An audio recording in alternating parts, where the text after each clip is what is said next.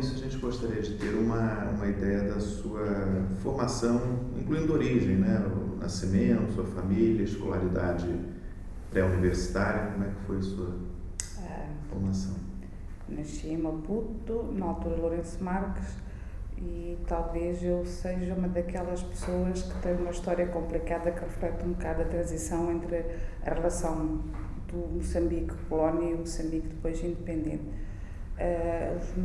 Meu pai nasceu em Moçambique, encontrou a minha mãe em Portugal quando estava a estudar medicina na Universidade de Coimbra. Meu pai foi estudar medicina porque era dos cursos que se podia estudar para ter de facto legitimidade para ser reconhecido como alguém de referência em Moçambique. Portanto, ele optou por Moçambique. Eu creio que ele nunca gostou muito de Moçambique. Foi a melhor biblioteca de ciências sociais que eu conheci durante muito tempo, já era do meu pai. A medicina era boa, mas não era tão boa. Portanto, o grande interesse que ele sempre teve foi pela questão colonial e pela história de Moçambique. E, portanto, mesmo nos ambientes intelectuais, familiares, de tertúlias que havia sempre esse problema e essa tensão que era o que fazer com o país. Depois, mais tarde, o meu pai está no grupo dos democratas, é uma das primeiras delegações que vai à Tanzânia em 74 para as discussões com a Frelimo. Portanto, havia um engajamento grande neste processo. Portanto, isto acaba por marcar desde cedo as nossas opções e, como eu costumo muitas vezes dizer, para a minha geração a gente não nasce moçambicana, a gente torna-se moçambicano, porque foram opções de ligação e de desligação ao processo.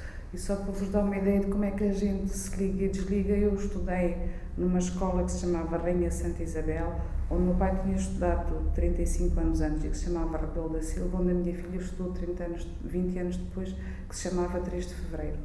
Portanto, há 3 gerações na mesma escola, com referências diferentes, com objetivos diferentes, mas que é o mesmo espaço que estava ali presente. Eu própria, mais tarde, quando faço o meu ensino secundário, começo a estudar numa escola que se chamava a Escola Preparatória Anexa ao Liceu Dona Ana da Costa, Portugal, que um ano seguinte, portanto em finais de 74, se transforma no Liceu Dona Ana Costa, Portugal, para 2 meses depois se transformar no Liceu Salazar, para depois se transformar 2 meses depois no Liceu 5 de Outubro, para depois, 1 ano e meio depois, se transformar na Escola Secundária Josina Machel.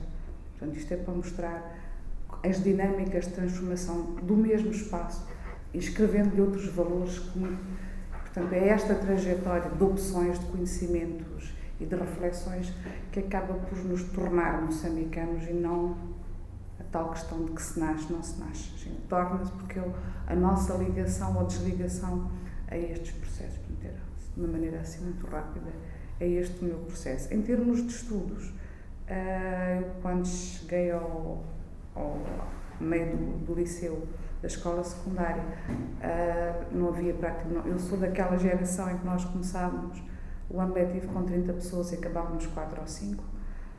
Ao mesmo tempo é um processo muito interessante, porque enquanto uns que se iam embora chegavam outros, chegavam búlgaros, brasileiros. Acho que foi uma das partes mais interessantes. Eu diria que é um dos aspectos menos falados da relação entre Moçambique e o Brasil.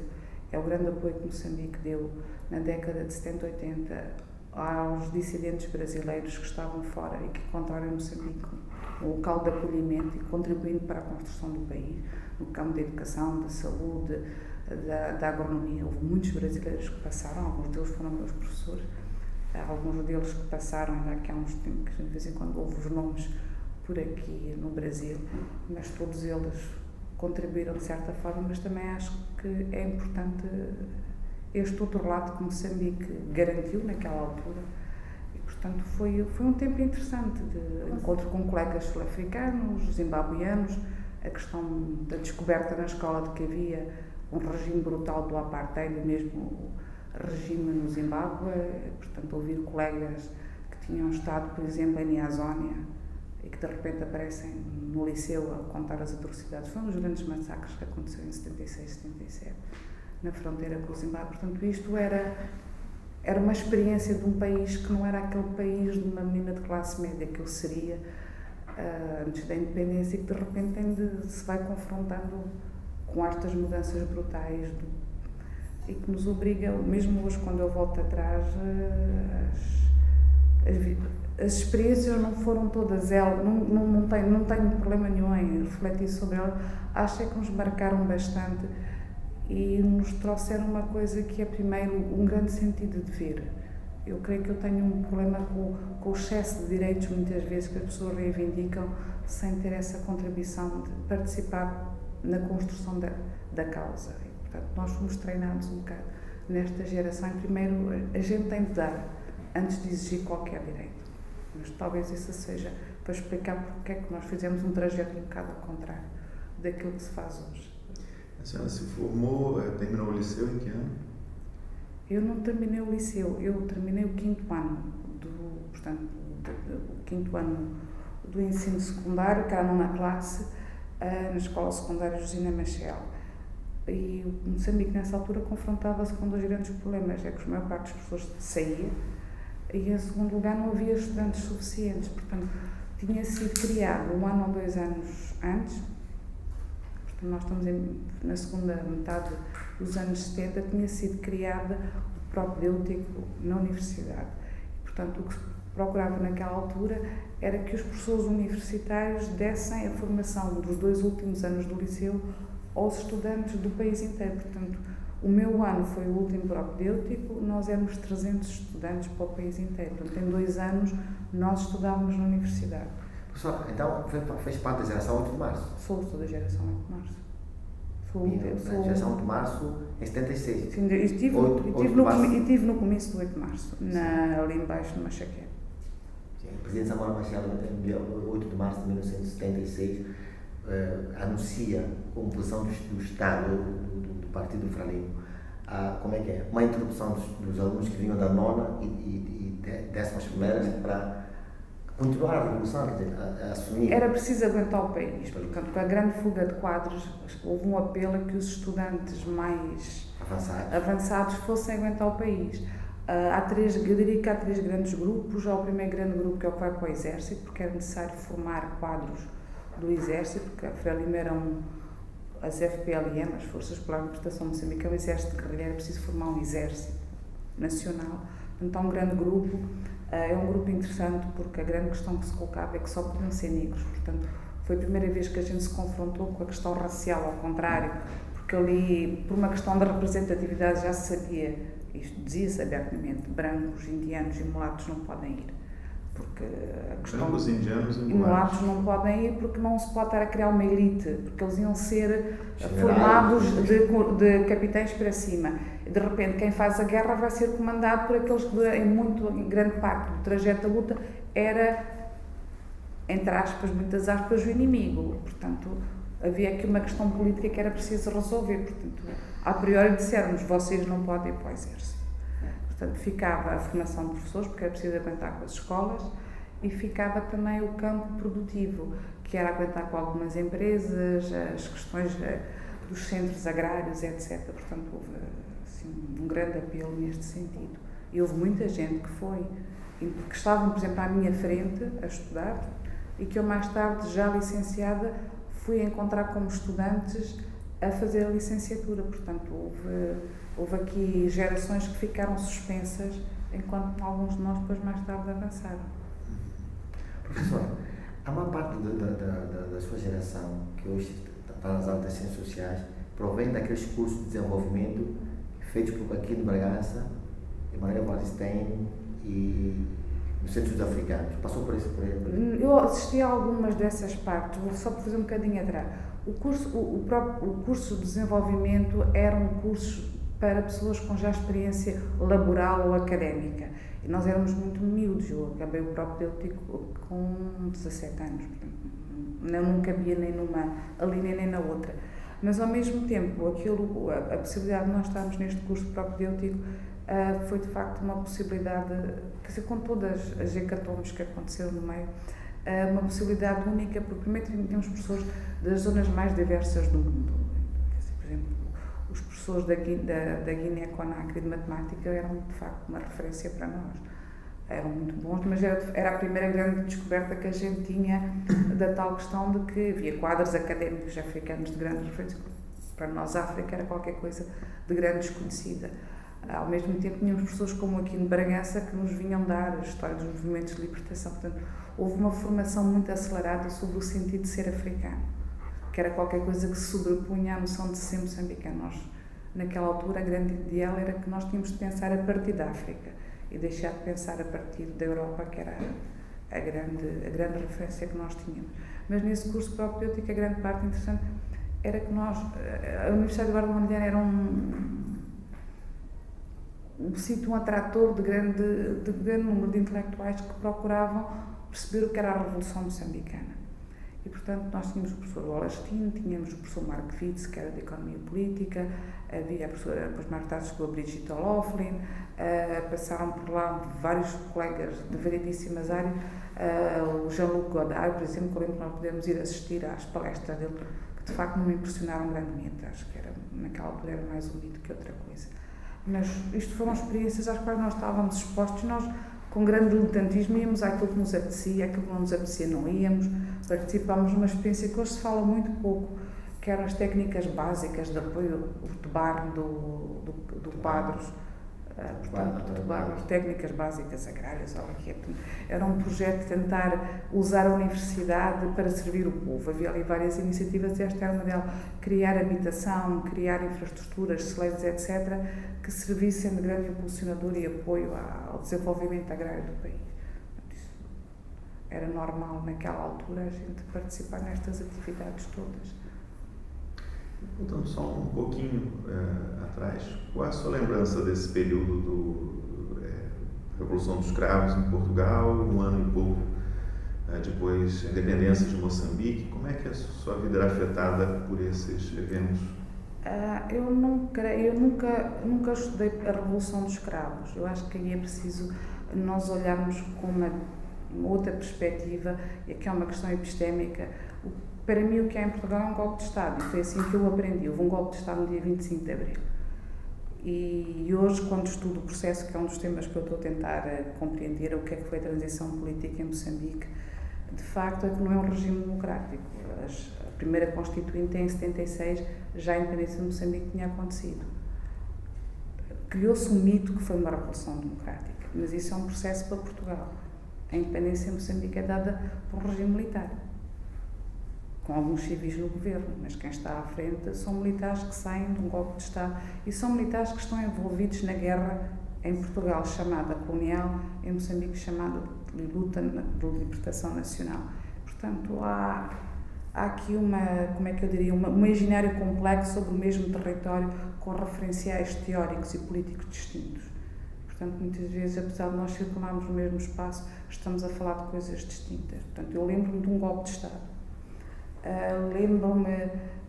Eu era miúda, tinha 9 anos ou 10, e apercebi de uma série, mais tarde é que eu me apercebi de processos anteriores aos quais eu não tinha prestado atenção. Como eu digo, eu venho de uma família de classe média, de intelectuais, etc., onde se lia muito o Mundo, e eu lembro-me que o jornal Mundo vinha muitas vezes enrolado numas cintas que traziam selos, e eu fazia coleção de selos, e muitas vezes andava com as cintas a brincar com elas. E o meu pai uma vez teve problemas porque o mundo não era muito bem aceito e, portanto, teve de responder-nos à política da altura porque é que eu tinha aquilo em casa. E depois, mais tarde, eu me apercebi, por razões várias, que eu tinha estudado com uma das filhas de um dos diretores da PIDE.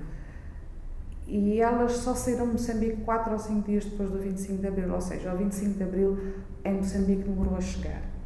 Não foi uma ruptura como foi em Portugal. Eu continuei tal com ela na escola e só provavelmente uma semana depois ou qualquer coisa é que ela desaparece e depois mais tarde eu soube que ela estava na África do Sul.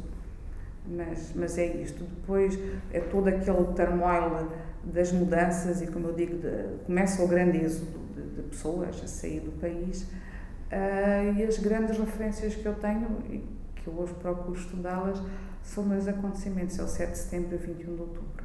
O 7 de setembro, que é os acordos de Lusaka, e o levantamento branco dos ultradireitistas em Moçambique, que provoca grande confusão. E eu lembro que estava a passar da casa de uma avó para a casa de outra avó e passei pelo meio da manifestação desses ultradireitistas. foi de qualquer coisa que ainda hoje era na Eduardo Mondlane, estavam as faixas todas ocupadas com carros que iam na mesma direção, portanto era uma... Hoje eu percebo o que é que aconteceu, e voltando atrás, Portugal estava em novembro, dezembro de 73, 74, a enviar colonos para Moçambique, pessoas que empenhavam tudo em busca de um sonho novo. Havia a tal ideia de que havia muita terra em Moçambique, muitos braços, que eles precisavam de ir ensinar o povo os negros em Moçambique a trabalhar. Era uma retórica que já vem do tempo do António Enas.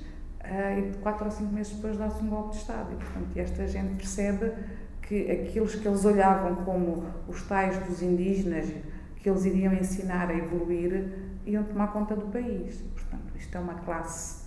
E a metrópole já havia mudado. Que na metrópole tinha mudado e que ali não muda porque eles estão apanhados pelo processo histórico. Quer dizer, eles estão... Encurralados de alguma forma. Exatamente, e portanto, o que é que se vai fazer com este? Quem tem dinheiro pode sair. Vão sair muitos para o Brasil vai ser um grande imposto para a classe média, alta, que estava em Moçambique, de origem portuguesa, que não se relaciona com o processo.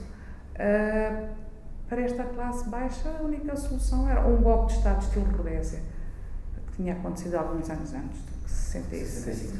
Portanto, não estava assim tão distante.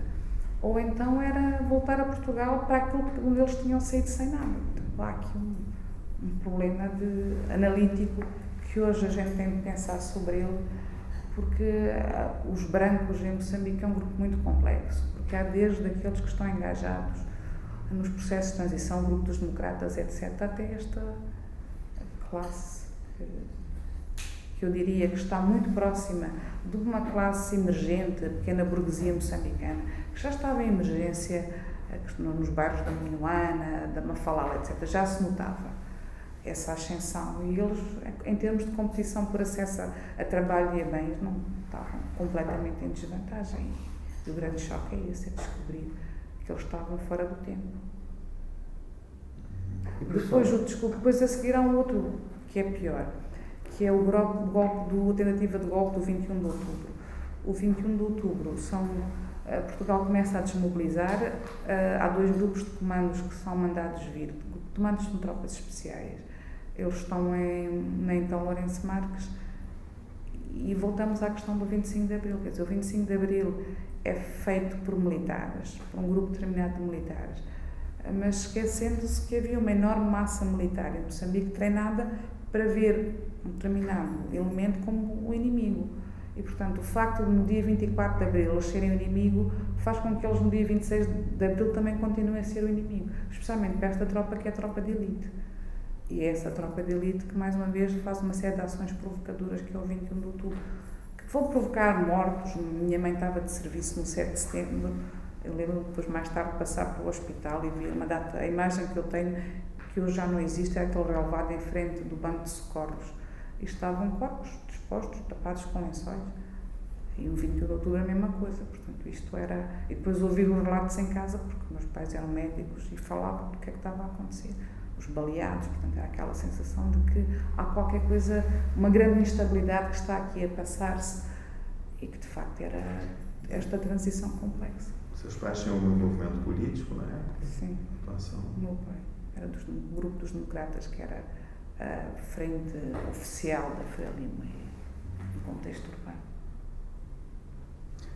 A senhora mencionou alguns brasileiros que foram seus professores em Moçambique. A senhora lembra de alguns nomes? O professor Macedo, o professor Elimara, sim, o professor Chazin, havia uma data deles, são nomes que a gente nos chamava. Depois havia mais um professor, outro que era, com os devidos respeitos, isto eram aquelas idiosincrasias que aconteciam, porque ele era especialista em teoria marxista e depois foi-nos dar história da 8ª classe sobre Marx e eu não percebi nada do que é que ele estava a dizer, porque nós tínhamos, para explicar um bocadinho, quando é a independência de Moçambique, nós de repente temos um ano com 4 semestres, porque é tentar acertar os semestres, e nos primeiros 3 semestres eu estudei a primeira dinastia, Dom Afonso I, Afonso I, Sancho I, Afonso II, Sancho II, Afonso III, Dom Dinis, e depois houve o 25 de Abril.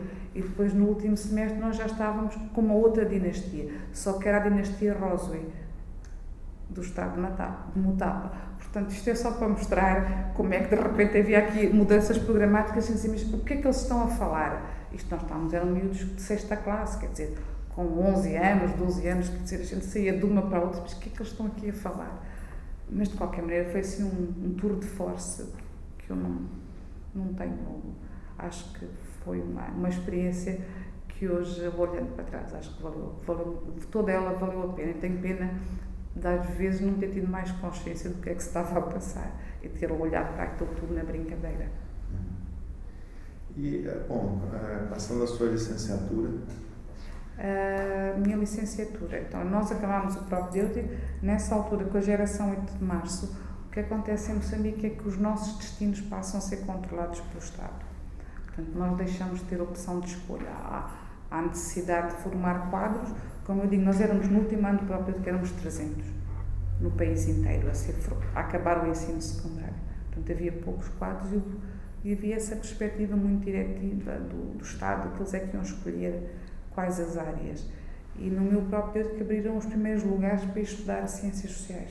Saíram 5 colegas para estudar português, o Gregório, o Cabá, o Matusse, o Jussobe e mais um outro, gosto, mas esqueci do nome dele, que está no Instituto Superior das Relações Internacionais. Depois saímos 5 para a História, fomos os primeiros. Fui eu, a Solange Macamo,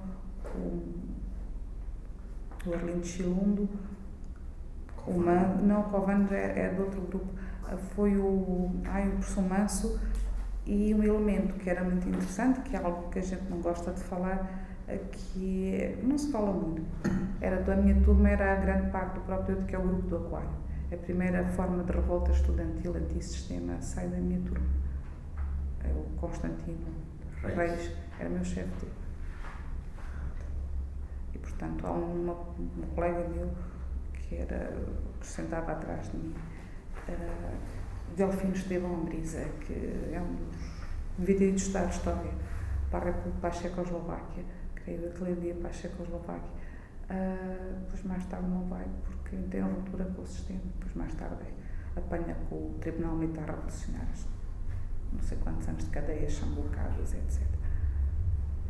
Mas, portanto, nós já somos de uma geração complicada de protestos, etc.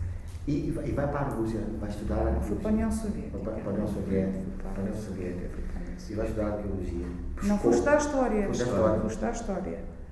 estudar História. Nós fomos indicados para a União Soviética. Fomos um grupo grande, ia pessoal da Biologia, da Matemática, da Física, e nós seguimos estudar História. Temos 15 ou 16. Que ano foi isso que chegou? No ano das Olimpíadas. 80? Não, foi 80 fomos indicados. Nós chegamos a 81. 81, sim. 80, 81, já não me lembro, foi nesse ano. Nós fomos os primeiros para estudar História e fomos 2, acabamos por causa disso. O Manso e o Chilundo foram para a República Checa, para a Checoslováquia, e nós fomos as 2 para a União Soviética. Eu mandar uma série de mal-entendidos, porque Moçambique tinha uma posição muito determinística, que nós tínhamos de ir para boas universidades e estudar. Depois uma série de tentativas de mandar, por exemplo, para a Universidade de Patrícia Lumumba, e houve sempre, nós protestávamos, não queríamos ir, e houve ali um grande apoio por parte do Estado, dizer que não, senhora, vocês vão para boas universidades, batam-se por elas. Portanto, a professora Solange ficou em Varones e eu depois saí para São Petersburgo, fiz o primeiro ano em Varones, depois saí para São Petersburgo, na altura Leningrado. E foi lá que eu acabei a minha licenciatura em História. Foi a primeira vez que a senhora saiu de Moçambique? Não, tinha saído. Sabe que íamos com relativa frequência à Suazilândia e à África do Sul, porque de facto há aqui um pequeno quiproquó que vale a pena esclarecer. A verdadeira metrópole, se pode falar de Moçambique e África do Sul, não é de modo algum Portugal. Quer dizer, a quantidade de migrantes que nós temos na África do Sul excede qualquer número de migrantes que existam na Europa. Eu acho que o meu número na embaixada, quando eu me registrei há 5 anos ou 6, é 10.000, portanto, é um número irrisório de moçambicanos. Em Portugal há muitos, na Alemanha, mas nem isso já é migração pós-independência, mas não. Quer dizer, a África do Sul é a grande referência. Que a senhora já tinha ido a Portugal ou a Europa? Já tinha estado em Portugal, já tinha estado em França. E qual foi a sua experiência na Rússia? Lá chegando? Voltando um bocadinho atrás. Não, na União Soviética.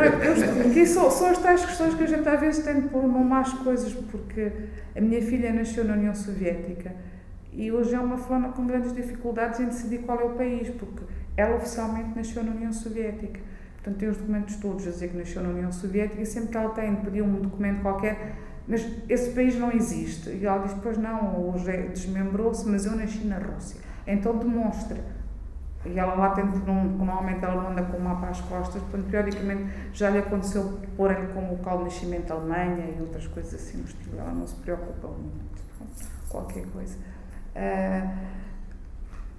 A grande, como eu há bocado estava a dizer, eu acho que houve, comparando hoje aquilo que eu conheço que aconteceu em Angola e eventualmente em outros países, São Tomé, Guiné, etc., mas o que eu talvez conheça melhor é a experiência angolana. Eu acho que, em contraponto, houve sempre, e talvez isto se deva ao grande envolvimento intelectual de uma série de elementos da Frelimo com o processo revolucionário africano. Portanto, havia uma grande consciência de que nós tínhamos de pensar o mundo a partir da África. E isto é qualquer coisa que nos vai marcar muito desde o início, que era preciso pensar nestes problemas, o que é que a África tinha trazido, os processos de libertação, os processos históricos que tinham acontecido no continente. Isto são referências que nos obrigam a pensar profundamente de onde é que nós partimos e de onde é que nós olhamos o mundo. E de repente eu chego à União Soviética, e portanto, quer em Voronezh, quer mais tarde em Leningrado, atual São Petersburgo, aquilo que mais me surpreendia é que grande parte das referências que nós tínhamos estudado eram completamente ignoradas e, portanto, eu era aquela rapariga que vinha do terceiro mundo, a quem eu explicar como é que funcionava uma casa de banho, como é que funcionava o fogão a gás e que me punham completamente... A qualquer um de nós, no nosso grupo, ficávamos todos perplexos. Assim, mas será que qual é o referencial deles sobre nós? E foi naquela altura que a gente muito rapidamente percebeu que havia um primeiro mundo e um segundo mundo, mas que estes dois primeiros e o segundo mundo, o mundo capitalista e o mundo socialista, eram muito ocidentais na sua maneira de pensar o mundo.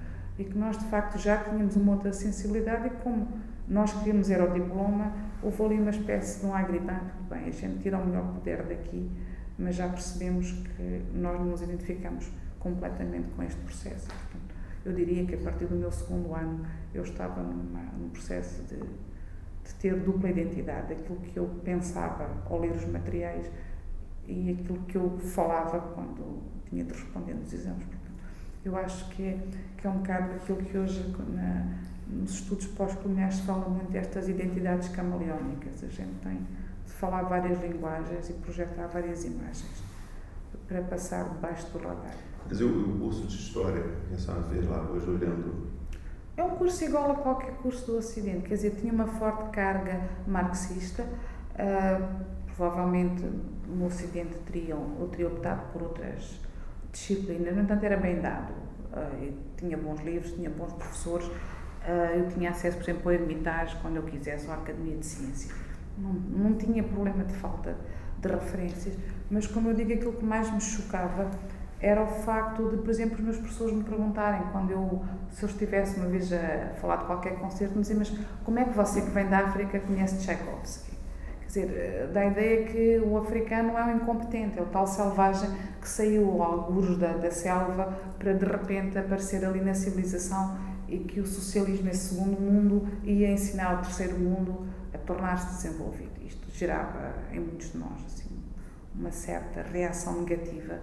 Periodicamente gozávamos com a situação, de vez em quando respondíamos de forma menos polida, mas nessa altura eu apercebi-me claramente do que era o primeiro, o segundo e o terceiro mundo. E o terceiro mundo não era, eu hoje tenho muito orgulho em dizer que sou do terceiro mundo, nesse sentido, é um outro projeto, não tem nada a ver nem com o primeiro, nem com o segundo. Tem ligações, mas não é a gente não quer ser igual ao primeiro, aquilo falhou, não funciona assim.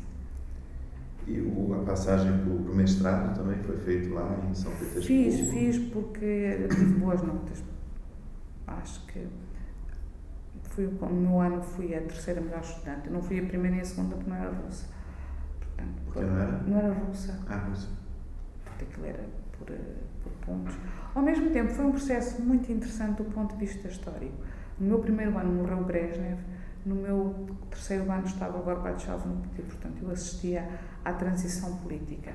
E a transição política trouxe-me qualquer coisa que depois me obrigou a pensar em muito do que a gente hoje está a viver no mundo. Ou seja, que a história é qualquer coisa que nós fazemos no presente para o futuro. E muitas vezes nós mudamos o conteúdo político desta história em função dos nossos projetos, dos nossos objetivos. Isto para explicar que eu, no meu primeiro ano, estudava na faculdade, estava a estudar a Revolução Russa, porque nós tínhamos duas cadeiras, a cadeira de História da União Soviética e História do Partido. E nas duas estudávamos a Revolução e, portanto, chegava-se em 1923 a história parava. E depois saltávamos para a época do Brezhnev, portanto, tudo o que era o Stalin e o Zhukov era posto de lado. Entretanto, morreu o Brezhnev e essa parte também é retirada. Portanto, nós voltávamos sempre à história até 1923. Estudávamos todo o resto, depois eles morriam. Portanto, havia aqui um replay que a gente já dizia, mas há qualquer coisa, ainda por cima para pessoas que estão numa faculdade de História. Porque a gente começa a perceber os problemas da construção epistémica do mundo e dizer, há qualquer coisa aqui que não bate certo. Que é uma questão que a gente hoje também tem muito em Moçambique, e que na altura já o falecido Aquino falava muito, que era preciso nós distinguirmos entre, e que eu há bocado estava a achar interessante, como a gente às vezes mistura situações. Quer dizer, nós temos, por exemplo, no caso moçambicano, de fazer uma grande distinção entre o que é Frelimo Frente de Libertação, até 77, e o que é Frelimo Partido Político. A Frente de Libertação tem por objetivo a libertação e a independência de Moçambique. A Frelimo Partido Político tem outro projeto totalmente distinto. E hoje muitas das memórias que estão a ser publicadas mostram, de facto, como há uma identificação com a libertação de Moçambique, mas já não há uma identificação com o projeto político do partido fundado em 77. E, portanto, eu não vou entrar muito por aí, porque isso significaria analisar questões e pessoas que estão aí presentes. Eu acho que nós temos produzido bastante, a nível de memórias pessoais, mas mostram perfeitamente como a criação do partido não foi uma opção fácil e houve ali grandes cisões internas dentro do partido que está no governo. O que é interessante e acho que mostra uma dinâmica política que normalmente não é visualizada. A segunda parte que eu... a guerra civil também no país. Pois, isso é a segunda parte que eu ia dizer. Eu acho que há aqui um problema, mais uma vez, de referência histórica. Em 1974 há o golpe de Estado, e é um golpe de Estado que acontece com militares que não aguentavam a guerra. Portanto, a guerra estava a ser gerida em 3 frentes, e especialmente a frente angolana e moçambicana era uma frente muito séria, porque há uma questão que hoje nós falamos, que já não se fala porque, enfim, supostamente caiu um muro e acabou a Guerra Fria. A Guerra Fria não foi fria na Europa. Fora da Europa eu diria que ela foi bastante quente. E a guerra quente estava na região onde nós estávamos. Porque Moçambique ascende à independência fruto de uma guerra colonial de um lado, guerra de libertação nacional do outro. Quem chega ao poder é a frente que tinha liderado esta luta e, portanto, obviamente em Angola o mesmo processo estava, mas abaixo estava uma África do Sul, que era uma situação anómala para a região, e uma Rodésia de minoria branca. Obviamente, dentro dos pressupostos da Organização da Unidade Africana, era obrigação destes Estados todos apoiarem a luta de libertação e as lutas pelo fim destes sistemas políticos. No caso da Rodésia, a Rodésia do atual Zimbábue, a Rodésia do Sul era uma questão colonial. No caso da África do Sul, era alargar o âmbito democrático, porque a democracia era só para brancos. Daí que a situação era diferente. Sim. Desde há muito que a ANC dizia um homem, um voto, porque era a maioria negra poder votar. Portanto, isto era uma situação objetiva que nós tínhamos ali ao lado. E em 1976, creio que em março, Moçambique adota as sanções mandatórias das Nações Unidas de encerrar as fronteiras com a Rodésia, que objetivamente levou à guerra. Nós tivemos uma guerra com a Rodésia. Não foi uma guerra civil, foi uma guerra entre 2 países. E é a Rodésia que vai, através do Ken Flower, ele diz muito bem isso nas suas memórias, que constrói uma instituição chamada o MNR, que mais tarde dá origem à Renamo, para controlar Moçambique. Portanto, em 1980, com a independência do Zimbábue, a resistência moçambicana estava bastante dizimada, por usar uma expressão muito moçambicana, e depois passa para a África do Sul, porque em 74, 75, 76, quem está no governo na África do Sul é o John Vorster, que é um moderado, entre aspas, a favor de uma aproximação aos países vizinhos. Depois chegam os falcões do apartheid ao poder e aí começa a guerra séria. Portanto, aí tivemos uma guerra com a África do Sul e ao mesmo tempo que o início da guerra civil em Moçambique. Portanto, eu acho que isto nos obriga a uma leitura muito mais sofisticada dos conflitos para nós percebermos o que é que estava a acontecer naquela região. Daí que aquela famosa frase do presidente Mandela, que quando houve a batalha do Cuito com a Naval e o MPLA, o apoio cubano, vence o Cuito com a Naval, ele disse: eu percebi naquele dia que a libertação da África do Sul estava próxima. Portanto, é preciso olhar para a geopolítica da África Austral como parte deste subsistema da chamada Guerra Fria, mas que é uma guerra onde morreu, só para lhe dar um exemplo, oficialmente, do que se sabe, morreu mais gente militar na guerra, morreram mais cubanos em Angola do que morreram tropa portuguesa nos 3 teatros de guerra, em Angola, Moçambique e Guiné. Portanto, isto só para dar a dimensão da guerra naquela região.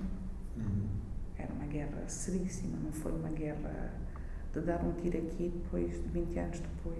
Eu creio que hoje a narrativa que há em Portugal, estamos lá a trabalhar, é um pouco essa, quer dizer, é baixar um pouco a intensidade e voltar à retórica de que a guerra estava quase ganha, que aquilo era uma guerra em que havia muita amizade. Eu estou no arquivo histórico militar neste momento a trabalhar, a tentar perceber o que é que se passou. E a guerra terá sido tudo menos uma guerra pacífica. A senhora terminou o curso de mestrado em São Petersburgo? Isso em 87. 87. Em plena perestroika. E qual era o clima que se lembra? Dessa altura? Era um clima, para mim não terá sido das melhores coisas, porque por 2 motivos. 1 ano ou 2 anos antes tinha havido Chernobyl.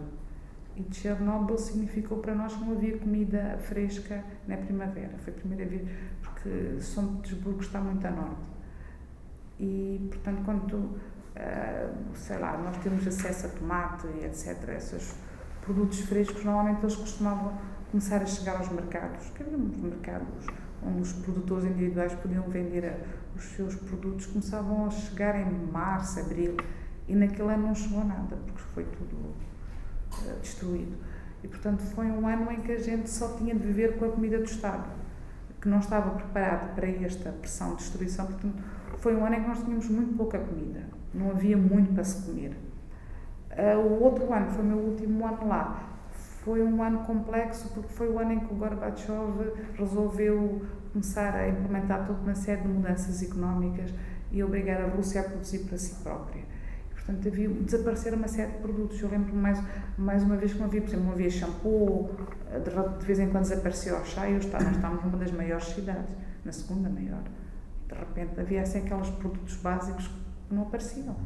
Portanto, essa era a parte assim, mudança que a gente se apercebia que havia. Agora, do ponto de vista político era interessante, porque a gente começava-se a ouvir falar que existiam máquinas de tirar fotocópias, porque eu fiz todo o meu ensino sem ver fotocópias, porque era proibido, porque a gente podia estar a filmar documentação muito importante, não sei qual seria, mas pronto. Assim, havia toda uma série de limitações que hoje a gente olha para trás, como é que é possível fazer um curso sem fotocópias, mas nós fizemos. Tirávamos fotografia. E nesse período de entre 81 e 87, a senhora voltava a Moçambique? Todos os anos. Todos os anos. De vez em quando, ano sim, ano não, o Estado pagava. Nos outros anos, meus pais pagavam porque a minha filha nasceu lá. Tinha ido para Moçambique e, portanto, eu ia vê-la. A senhora casou-se na União Soviética? Casei em Moçambique, depois. Mas, portanto, ia todos os anos a casa. Tive esse privilégio de ter podido ir todos os anos a casa. E, bom, e em 87, terminando o mestrado, voltei a Moçambique. Voltei a Moçambique. E vai já trabalhar como professora? Sim, porque nós... Pois, porque o processo foi esse. Nós éramos encaminhadas pelo Estado para determinadas atividades. Portanto, é este processo determinístico e muito coordenado, muito centralizado pelo Estado. Então, nós, quando voltámos, já sabíamos mais ou menos para onde é que nós íamos trabalhar. E eu fui para a universidade e a tarefa que coube a mim e a outros era abrir uma série de cursos das Ciências Sociais, que entretanto tinham estado encerrado. Portanto, o professor Chilundo, eu, o professor Covana, o professor Joel das Neves, fomos vários que tivemos de trabalhar na organização. O professor o Luís Filipe Pereira, fomos vários dos que trabalhámos na organização da reabertura do curso de História. Eu fui primeira diretora do curso de História. Portanto, o curso de História deve ter aberto em 89, 90. Eu tinha estado encerrado estes anos todos porque não havia professores e tinha havido uma grande confusão sobre os conteúdos programáticos, etc. E eu depois saio em 91, 92 para o doutoramento nos Estados Unidos. Nessa altura, em Moçambique, havia já algum contato com o Brasil?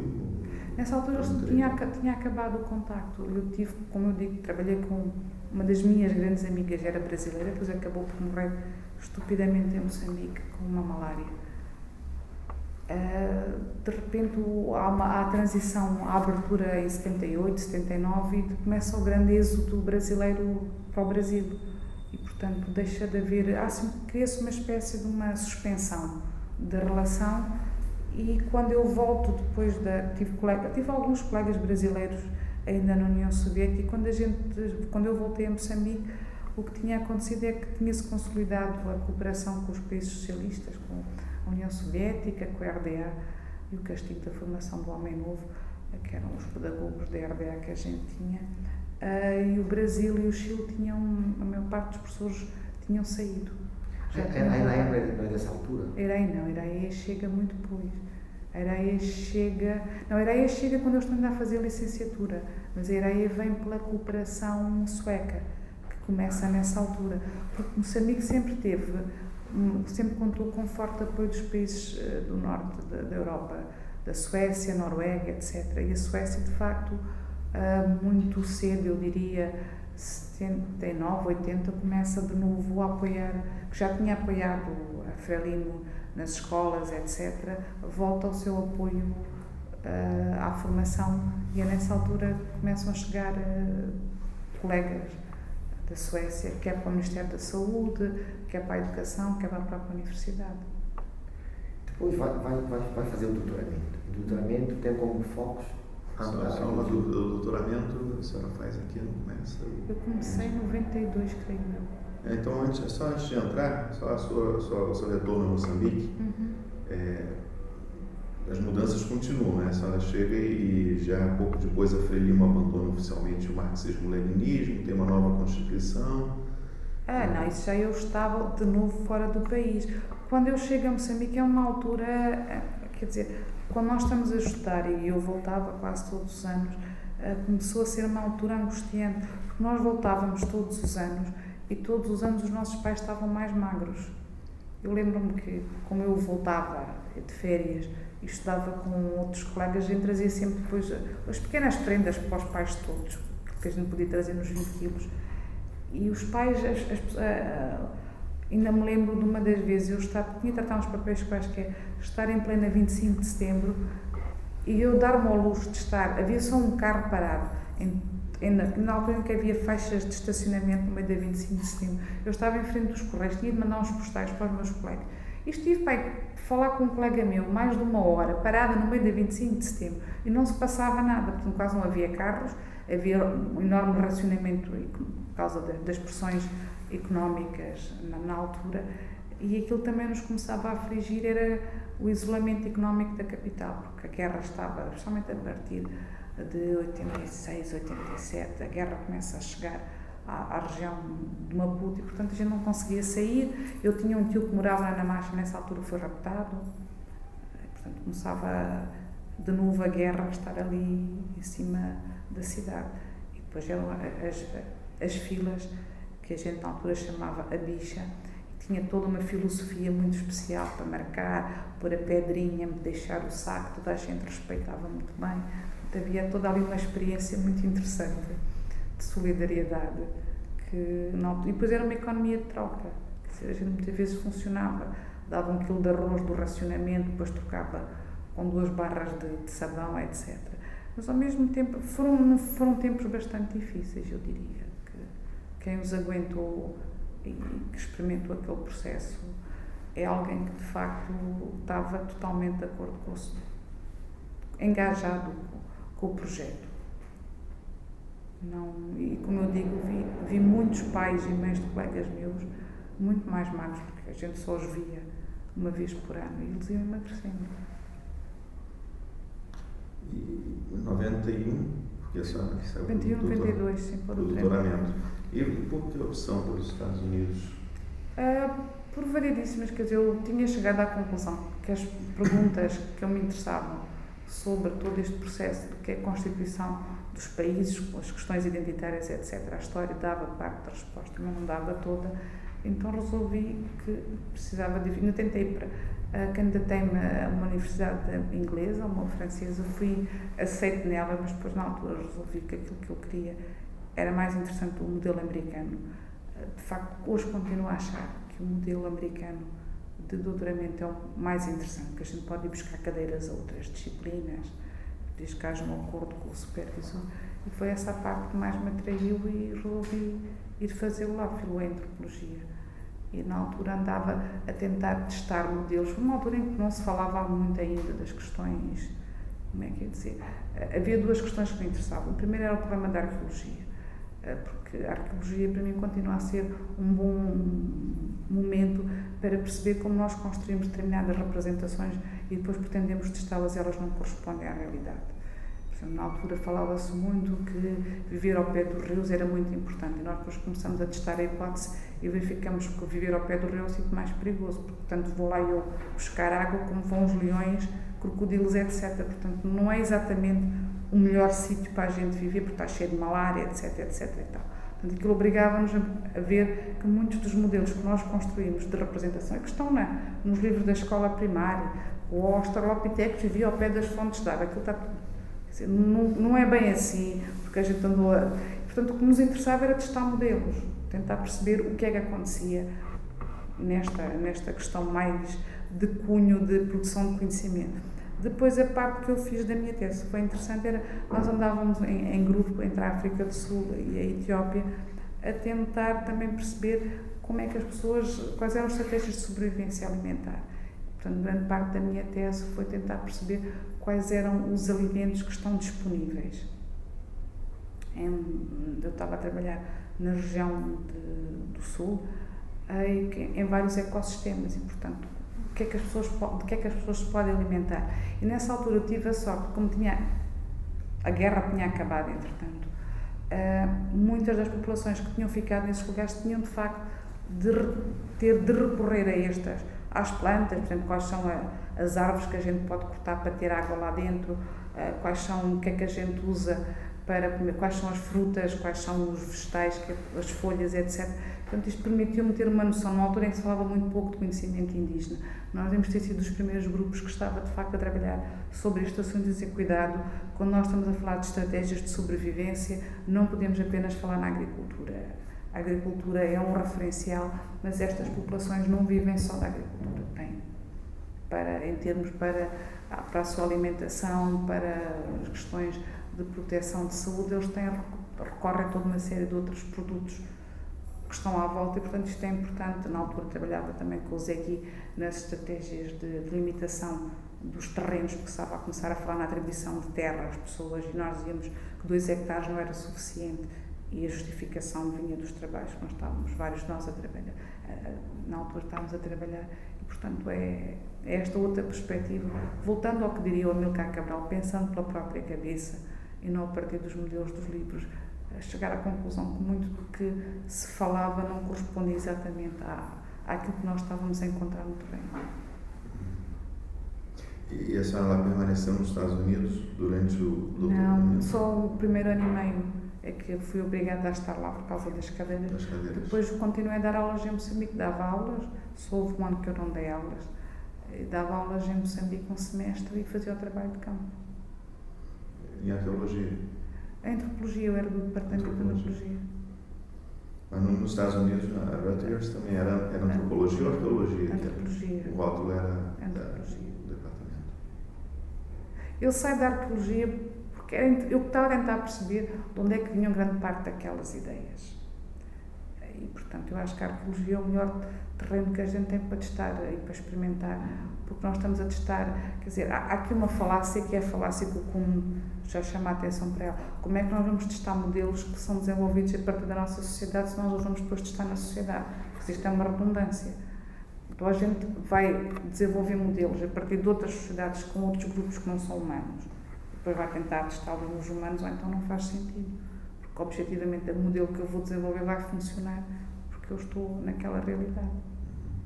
E nessa altura a senhora se envolve, se não me engano, na equipa, né, que vai produzir o regulamento do património cultural em Moçambique. Sim, com o Paulo Soares e a Salma Essa Espacão. discussão se relacionava patrimônio, identidade, a construção.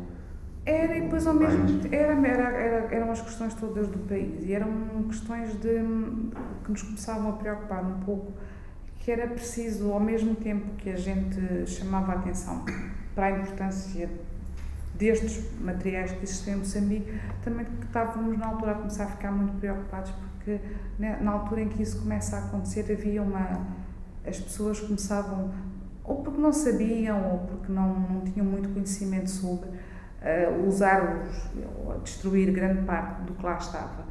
E a gente dizia, mas isto é por exemplo, se ela havia um sítio qualquer, na altura uma das discussões que nós tínhamos, por exemplo, nem tinha nada a ver com isto, era o problema da ilha de Moçambique, que era preciso preservar a ilha, e uma das grandes discussões que se teve na altura, e também foi um dos problemas políticos, é que eu diria que na altura o governo, algumas das pessoas que estavam no governo, na cultura, insistiam que a ilha de Moçambique era portuguesa. E nós dizíamos, não, ela foi feita por pessoas que hoje que são do território que é hoje Moçambique. Portanto, a ilha também é nossa.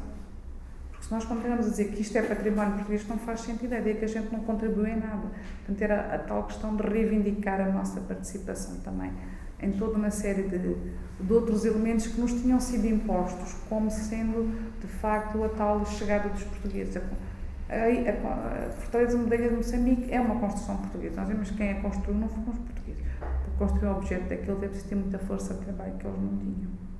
Portanto, andávamos um bocado na guerra, e depois era a destruição que a Baixa de Maputo começava a ter na altura também, que havia toda uma série de património que estava a começar, precisava de ser tombado, e nós estávamos a tentar ver se conseguimos preservar. Além das estações arqueológicas todas, portanto, não era uma questão apenas de uma estação ou duas, era tudo pensar Moçambique com um património que era nosso dentro da sua diversidade. Bom, eu queria fazer uma reflexão sobre o período do seu retorno para o doutoramento, 93? Não, eu voltei, do meu para o doutoramento, eu voltei, acabei o doutoramento em créditos, 99, né? Acabei em 99. Não, mas dos créditos, da pandemia. É 93. 93. 92, 93. E a senhora vai para Coimbra? Não, isso é só em 2003. 2003. Pois é, esses 10 anos de atividade profissional docente, né, na Universidade do Almani. Como é que a senhora vê esse período? Eu acho que hoje olhando para trás, acho que foi um período importante, porque especialmente acho que houve uma série de personagens. Na altura eu saí quando fui estudar para a União Soviética, que era o reitor, era o Fernando Ganhão, depois foi o Rui Baltazar e depois foi o Narciso Matos. E eu acho que foram reitores que marcaram muito a universidade, especialmente o Narciso, o Ganhão e o Narciso, com aquela visão profunda do que é que, há 10 anos, há 15 anos, o que é que a universidade quer ser. Ao mesmo tempo, eu acho que nessa altura, através deste período, a universidade cumpria uma função que hoje deixou de cumprir. Eu diria que a Universidade Eduardo Mondlane era uma think tank que informava o governo, e, portanto, grande parte das decisões informadas do governo provinham de investigadores, etc. E para usar uma expressão do Boaventura, era uma extensão ao contrário. Quer dizer, nós não funcionávamos com projetos que de vez em quando eu inventava que era interessante. Havia sempre uma proposta, uma solicitação do Estado para resolver situações. Nós engajávamos nesses problemas e tentávamos dar uma resposta. Portanto, nesse sentido, eu acho que o Centro de Estudos Africanos na área das Ciências Sociais foi, de facto, uma think tank que funcionou durante muito tempo como tal. E é uma das coisas que eu creio que hoje eu creio que nós precisávamos de pensar a sério sobre o impacto da desregulação do Centro de Estudos Africanos como um centro de reflexão, quer sobre Moçambique, quer sobre os problemas da região, e esta tentativa que eu diria quase que a la Fukuyama do fim da história. Portanto, nós somos todos iguais, os modelos vêm de fora. Quer dizer, eu sou de uma geração em que nós tínhamos de pensar a partir de Moçambique.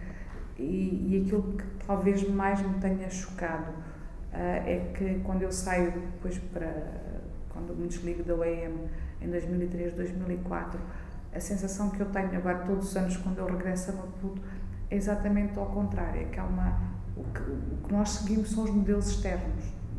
Deixamos de ter uma capacidade de olhar criticamente para eles e de buscar o que é positivo, mas dizer calma, que isto não coincide com a realidade do país.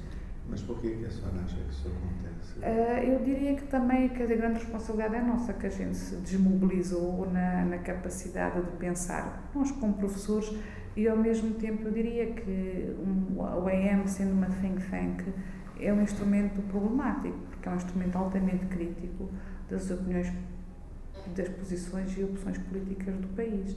Portanto, um país que de repente faz uma opção liberal, como foi o caso de Moçambique, tem as suas justificações. Eu acho que foi necessário, numa determinada altura, uma certa abertura política para mostrar determinadas situações.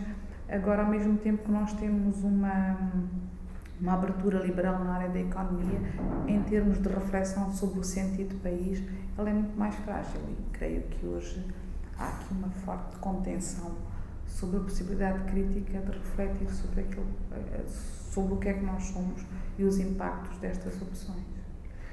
Talvez uma coisa importante que é preciso referenciar. Fica chefia do Departamento de Arqueologia e Antropologia na Universidade. Sim. Como é que surge o departamento? O departamento é muito antigo, porque a universidade na altura, antes de eu era uma criança nessa altura, mas portanto há uma série de mudanças dentro da universidade e depois é criado, primeiro existiu o Instituto de Investigação Científica, onde mais tarde fica o CEA, e depois havia uma secção de arqueologia que estava dentro dessa região, e depois mais tarde, quando o CEA se transforma por opção da Ruth First e do Aquino Bragança, sempre se centra muito na economia política da região. A arqueologia e a antropologia transformam-se em departamentos da Faculdade de Letras. Portanto, a Faculdade de Letras naquela altura tinha o departamento de História, o departamento de Geografia, o departamento de Línguas e Literatura e tinha o departamento de História e Geografia, de Estupidez de Arqueologia e Antropologia. Os quatro grandes. Nessa altura de fundação, quais são as pessoas de que se lembra? Dessa altura, são tantas. Quem é que lá estava? Estava o Ricardo, estava o João Moraes, a Ana Forte, a Teresa Cruz e Silva, isto antes de eu ir para a União Soviética. Enquanto eu estava na União Soviética a estudar. Depois, quando eu volto, o João Moraes já tinha saído, tinha o Sr. Tomás, tinha a Dona Amélia, que era um pessoal de apoio, que foi imprescindível para a gente trabalhar. Depois, quando eu volto, estava o Ricardo, estava a Ana Loforte, estava a Iraí, e depois vão entrando outros jovens, já depois de mim. E em termos de principais, na sua área de atuação, de influências intelectuais, quer dizer, Portugal já não era mais a metrópole, a União Soviética já tinha acabado, de onde vinham? Eu diria que eu sou uma pessoa, no bom sentido, indisciplinada, rebelde e indisciplinada. Vou contar uma história. Quando nós voltámos o primeiro ano da União Soviética, a primeira visita, nós passávamos de facto mal, a bolsa era muito pequena e nós estávamos com colegas angolanos, do Iraque, etc., que cada vez que tiravam boa nota tinham $50, olha lá que era, e nós tirávamos boas notas e nem uma 500. E portanto, toda a gente protestávamos, etc. E depois eu também me lembro de uma das vezes eu tive protestado ao reitor, ao ganhão, dizer que estava farta daquilo e que a gente não estava a aprender muito. E a dar-lhe conta um bocado de desagravo, que não se dava quase a história da África, que a gente continuava dentro do mesmo paradigma. E ele, na altura, olha para nós, porque o ganhão tinha aquele ar assim, muito distante, olha para nós, bem. Primeiro virou-se para um colega meu, que hoje é reitor, e presumo que deve ter sido essa altura que ele veio comentar, porque ele dizia, eu estou aqui, como vocês veem, eu passei mal e hoje sou reitor. E esse meu colega comentou, então quer dizer, o senhor reitor está a dizer que se nós passarmos mal, nós vamos ser todos reitores. O que é certo é que ele hoje é reitor, é o Rogério José Utui, que é o reitor da Pedagógica. Comigo eu protestei lá por causa das ciências sociais e da história. Ele dizia-me, vocês, para protestarem, têm de ser competentes naquilo que fazem. Portanto, protestem, mas protestem com competência. Eu acho que é qualquer coisa que nos vai marcar a muitos de nós, é que nós protestamos, mas com competência. Nós sabemos do que é que nós estamos a falar. Portanto, a gente não emite pareceres de qualquer maneira. Eu acho que eu sou indisciplinada, não tenho fidelidades académicas. E nesse período de 10 anos, entre 93 e 2003, a senhora em Moçambique, eu todos os anos vou a Moçambique, não, sim, mas que residia lá. Quer dizer, eu não acho que seja uma... Eu acho que isso são daqueles paradoxos interessantes. Eu tenho colegas meus que estão menos tempo em Moçambique, sendo de Eduardo Mondlane, continuando a ser. Portanto, e depois também há o problema de que a gente pode estar em Moçambique, mas está a pensar totalmente fora. Portanto, eu acho que há aqui problemas distintos. O que eu deixei de estar é fidelizado à universidade. E acho que aí há um trabalho da Céu Reis que me chama muito a atenção quando ela diz que o grande problema que nós muitas vezes temos em África é que nós somos os verdadeiros proletários. Nós não temos mais nada a não ser o nosso intelecto. E vendemos o nosso intelecto ao Estado. E o Estado, quando não gosta de nós, fecha os financiamentos. E, portanto, nós ficamos ali maniatados intelectualmente por uma força que é o Estado. Eu acho que é uma condição que nós temos de pensar a sério sobre as implicações de sermos intelectuais. O que é um intelectual em África? A partir de onde é que ele pensa, o que é que ele pensa e porque é que ele pensa daquela forma. Mas a senhora vê mudança ao longo do tempo nisso? Permanece basicamente a mesma situação? Eu creio que dependência? Houve várias... Não é uma questão de dependência, é uma questão de receio do que é que nós podemos pensar. Quer dizer, não é que nós hoje estejamos muito dependentes, porque, entretanto, abriram universidades privadas, etc. Há uma data de pessoas que, entretanto, foram fazendo institutos, ONGs, etc. O caso do IES agora, do Cruzeiro do Sul, etc. E que produzem muito bom trabalho. A questão não é tanto dessa... A questão que me preocupa aqui no meio é a atitude crítica, até que ponto as críticas que são feitas e que são críticas com conteúdo são ou não ouvidas pelo governo, são ou não pensadas ou tidas em atenção nas projeções das novas políticas do país. Vou-lhe dar um exemplo. Eu compreendo perfeitamente que havia a necessidade de construir um país que estava fraturado por uma guerra e pela intervenção colonial. E, portanto, havia a necessidade de que nós fôssemos todos declarados iguais. Mas, imediatamente a seguir, o discurso que vem é abaixo o obscurantismo, abaixo o tribalismo, abaixo os valores que nos dividem. Portanto, cria-se aquela figura muito interessante do Chico Nhonca, que tem estas referências todas negativas, mas aquilo... A figura do Chico Nhonca era um... Chico, não quer cobra. Era um referencial negativo, era até um cartoon simpático, mas que nós nos habituávamos periodicamente a ver, porque ele simbolizava aquilo que havia de negativo na sociedade. E, portanto, vão ser estes elementos, a cultura burguesa, o de respeito pela mulher, etc. Havia um referencial do bem e do mal que estava presente nestas opções políticas. Aquilo que me preocupa na altura, e continua a preocupar hoje, é que, em nome desta unidade, nós não tivemos em conta a grande diversidade do país e, portanto, criámos, por exemplo, a ideia de que todas as autoridades tradicionais tinham estado coniventes com o sistema colonial e a gente hoje está nos arquivos a trabalhar e vê a quantidade de autoridades tradicionais que são mortas, que se suicidam inclusivamente, cada vez que descobrem que elas estão a trair a causa nacional. portanto, isto que gera-nos um bocado de angústia, quer dizer, então estas pessoas engajaram-se com a luta, apoiaram a luta e depois de repente, de um dia para o outro, são declaradas persona non grata.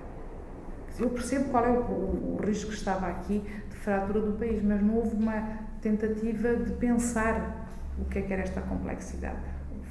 No centro disto tudo continua a estar a referência de que a luta armada é que foi, de facto, o berço da criação da moçambicanidade. E nós não conseguimos sair deste discurso, nem para estudar o que é que aconteceu antes, nem para problematizar esta luta armada, nem para problematizar a complexidade de ligações que aconteceu durante a própria luta. E, portanto, a tal questão das autoridades tradicionais, que hoje aqui está, hoje está a ser reavivada pelo partido no poder, porque é muito importante por causa de uma questão de votos, mas até hoje não houve nenhum pedido de desculpas por alguns destes processos. Quer dizer, nós estamos a precisar de uma democratização da história.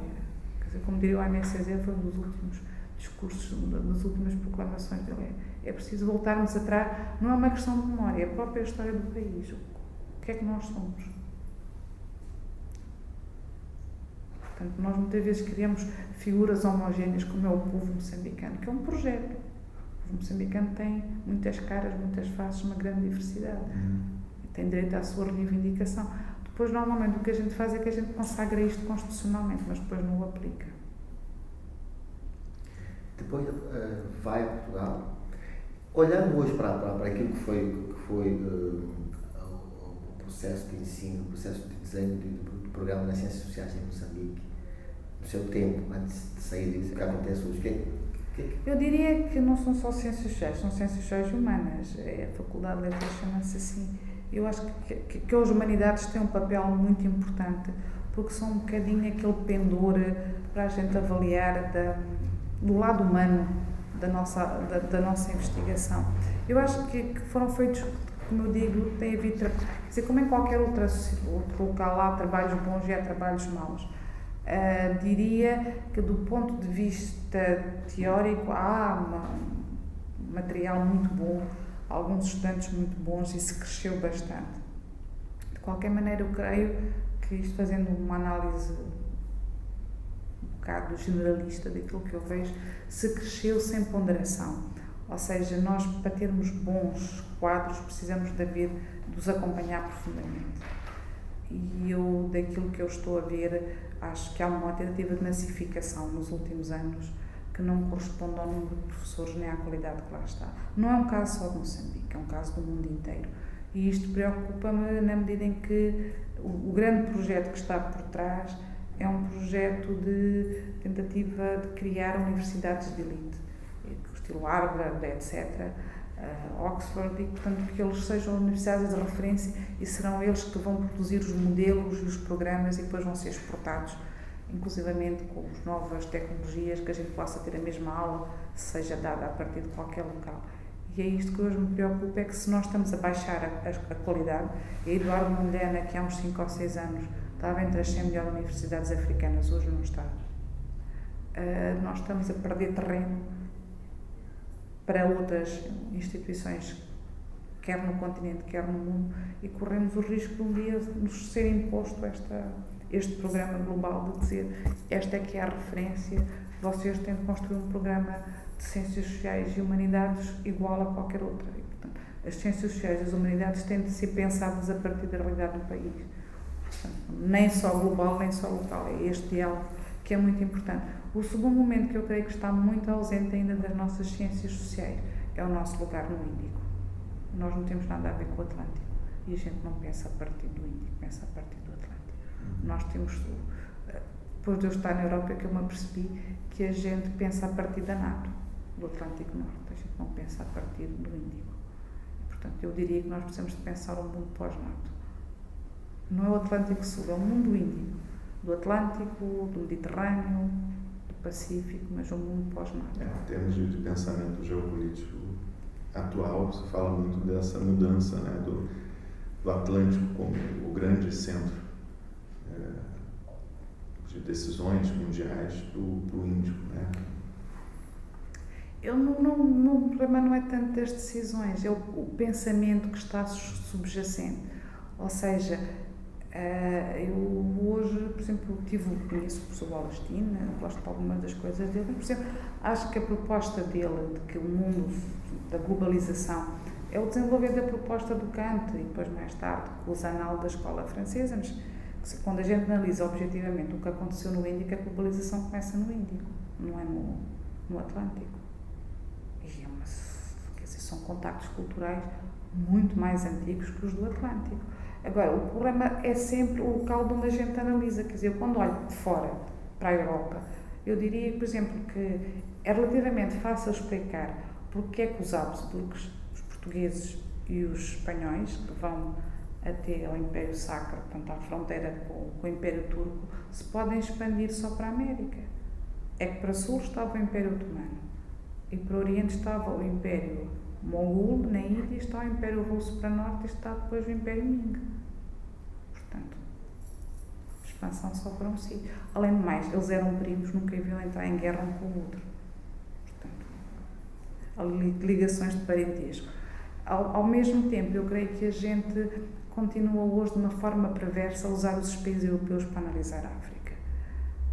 Quem estuda a história da África, há, por exemplo, um detalhe muito interessante na história do século XVI, é que quando o tal do Pedro volta aqui do Brasil, leva lá uns papagaios e uns índios. Quando o Vasco da Gama volta da primeira grande viagem, leva embaixadores de Melinho, de Mombasa, etc. Portanto, há aqui relações de poder que têm de ser muito bem repensadas. Eu creio que a gente continua a insistir numa versão de uma África desprovida de história, e, portanto, eu acho que o Brasil é muito interessante, esta lei 4.000, qualquer coisa, da questão da história da África na sala de aula, dos cumprimentos ao Brasil, mas tem de ser uma história da África no seu conjunto, história do pensamento africano na sua complexidade, se é que se pode falar em pensamento africano, tem de ser a história do continente africano na globalização, em relação com outros continentes, e não apenas a história da escravatura, porque isso é uma parte desta grande história, na qual nós, como continente africano, estivemos envolvidos. E, portanto, esse outro lado da nossa participação obriga uma análise muito mais sofisticada da história, em termos de relações de classe, relações de género, relações económicas, etc., que não me parece que esteja hoje muito vista, porque nós continuamos a reproduzir este modelo de que da África só podem sair escravos, não há mais. E, portanto, basicamente, a sensação que a gente tem, qualquer pessoa que olhe para esta história vai ver, mas em África só havia candidatos a escravos, que de uma forma muito, eu diria, quase judaico-cristã, de sacrificial, estavam ali na praia à espera e aos magotes iam avançando, bem, agora é a minha vez, não há mais nada a fazer.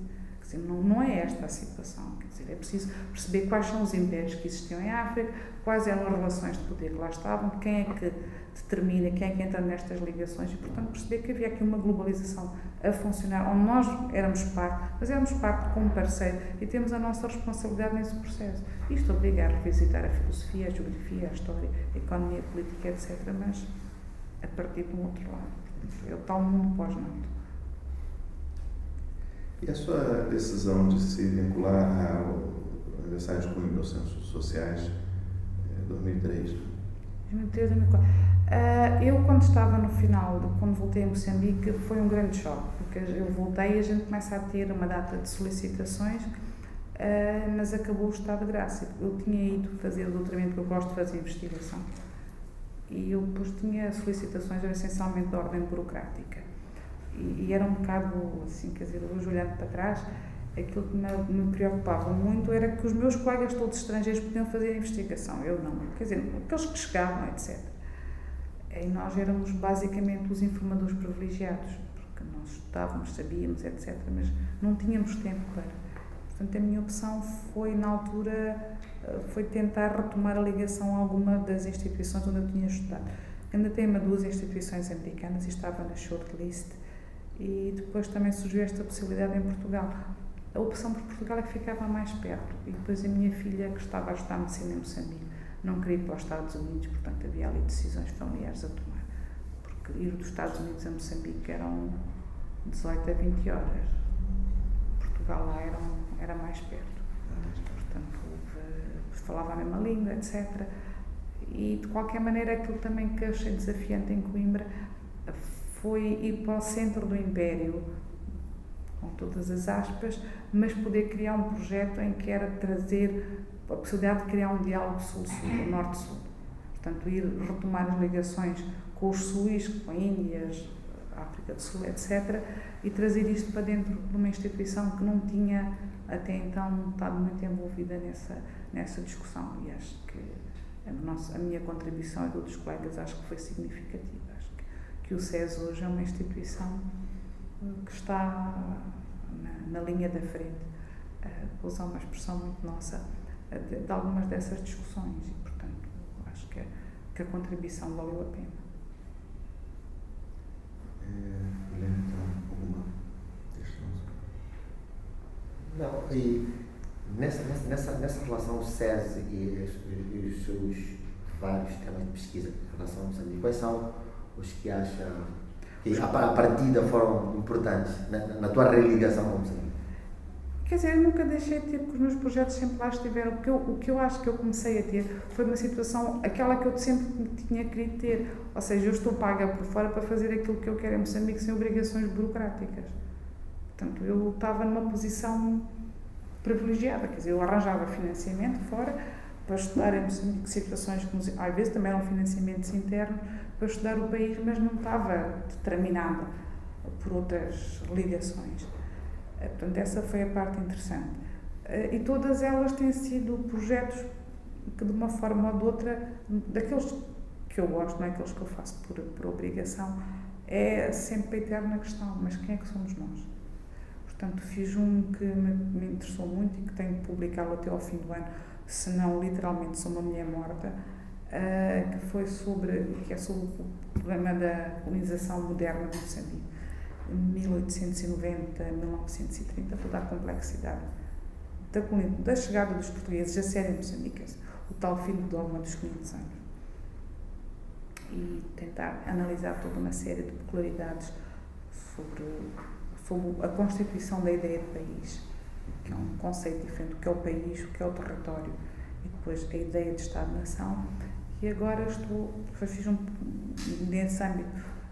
Estive envolvida em várias etapas de vários projetos sobre o problema da justiça em Moçambique, como pensar a administração da justiça, que é uma das coisas que eu estou a fazer aqui no Luso-Afro, que é tentar desmistificar aquela ideia de que existem 5 países e todos eles partilham sistemas judiciários e educacionais iguais. Quer dizer, cada um partiu para a sua situação e somos hoje muito diferentes. Mas, no fundo, tudo isto me mostra com pouco nós nos conhecemos uns aos outros. E, portanto, às vezes, a sensação que eu tenho, de facto, é que nós continuamos a usar, que antes de eu chegar a um lugar qualquer, já chegou a ideia sobre mim, que é uma ideia espelhada a partir de um determinado referencial que não coincide com aquilo que nós já somos hoje. E acho que isso continua a ser a minha ligação ao Moçambique, é mostrar a complexidade que é o país e os problemas que o país tem, as partes boas e as partes más. Quer dizer, eu nem destruo o país, nem subscrevo tudo o que se faz, mas continua a ser um bocado como nos propunha o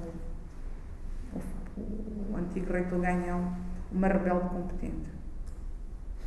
E acho que hei de morrer. Quando eu morrer, era a única coisa que eu já disse, não quero que me guardem em sítio nenhum, porque acho que é uma coisa estúpida, mas gostava que já disse, que alguém se lembrasse de mim, que era a rebelde competente. E acho que é isto que a gente tem de criar na geração, um comprometimento com o questionamento permanente da realidade.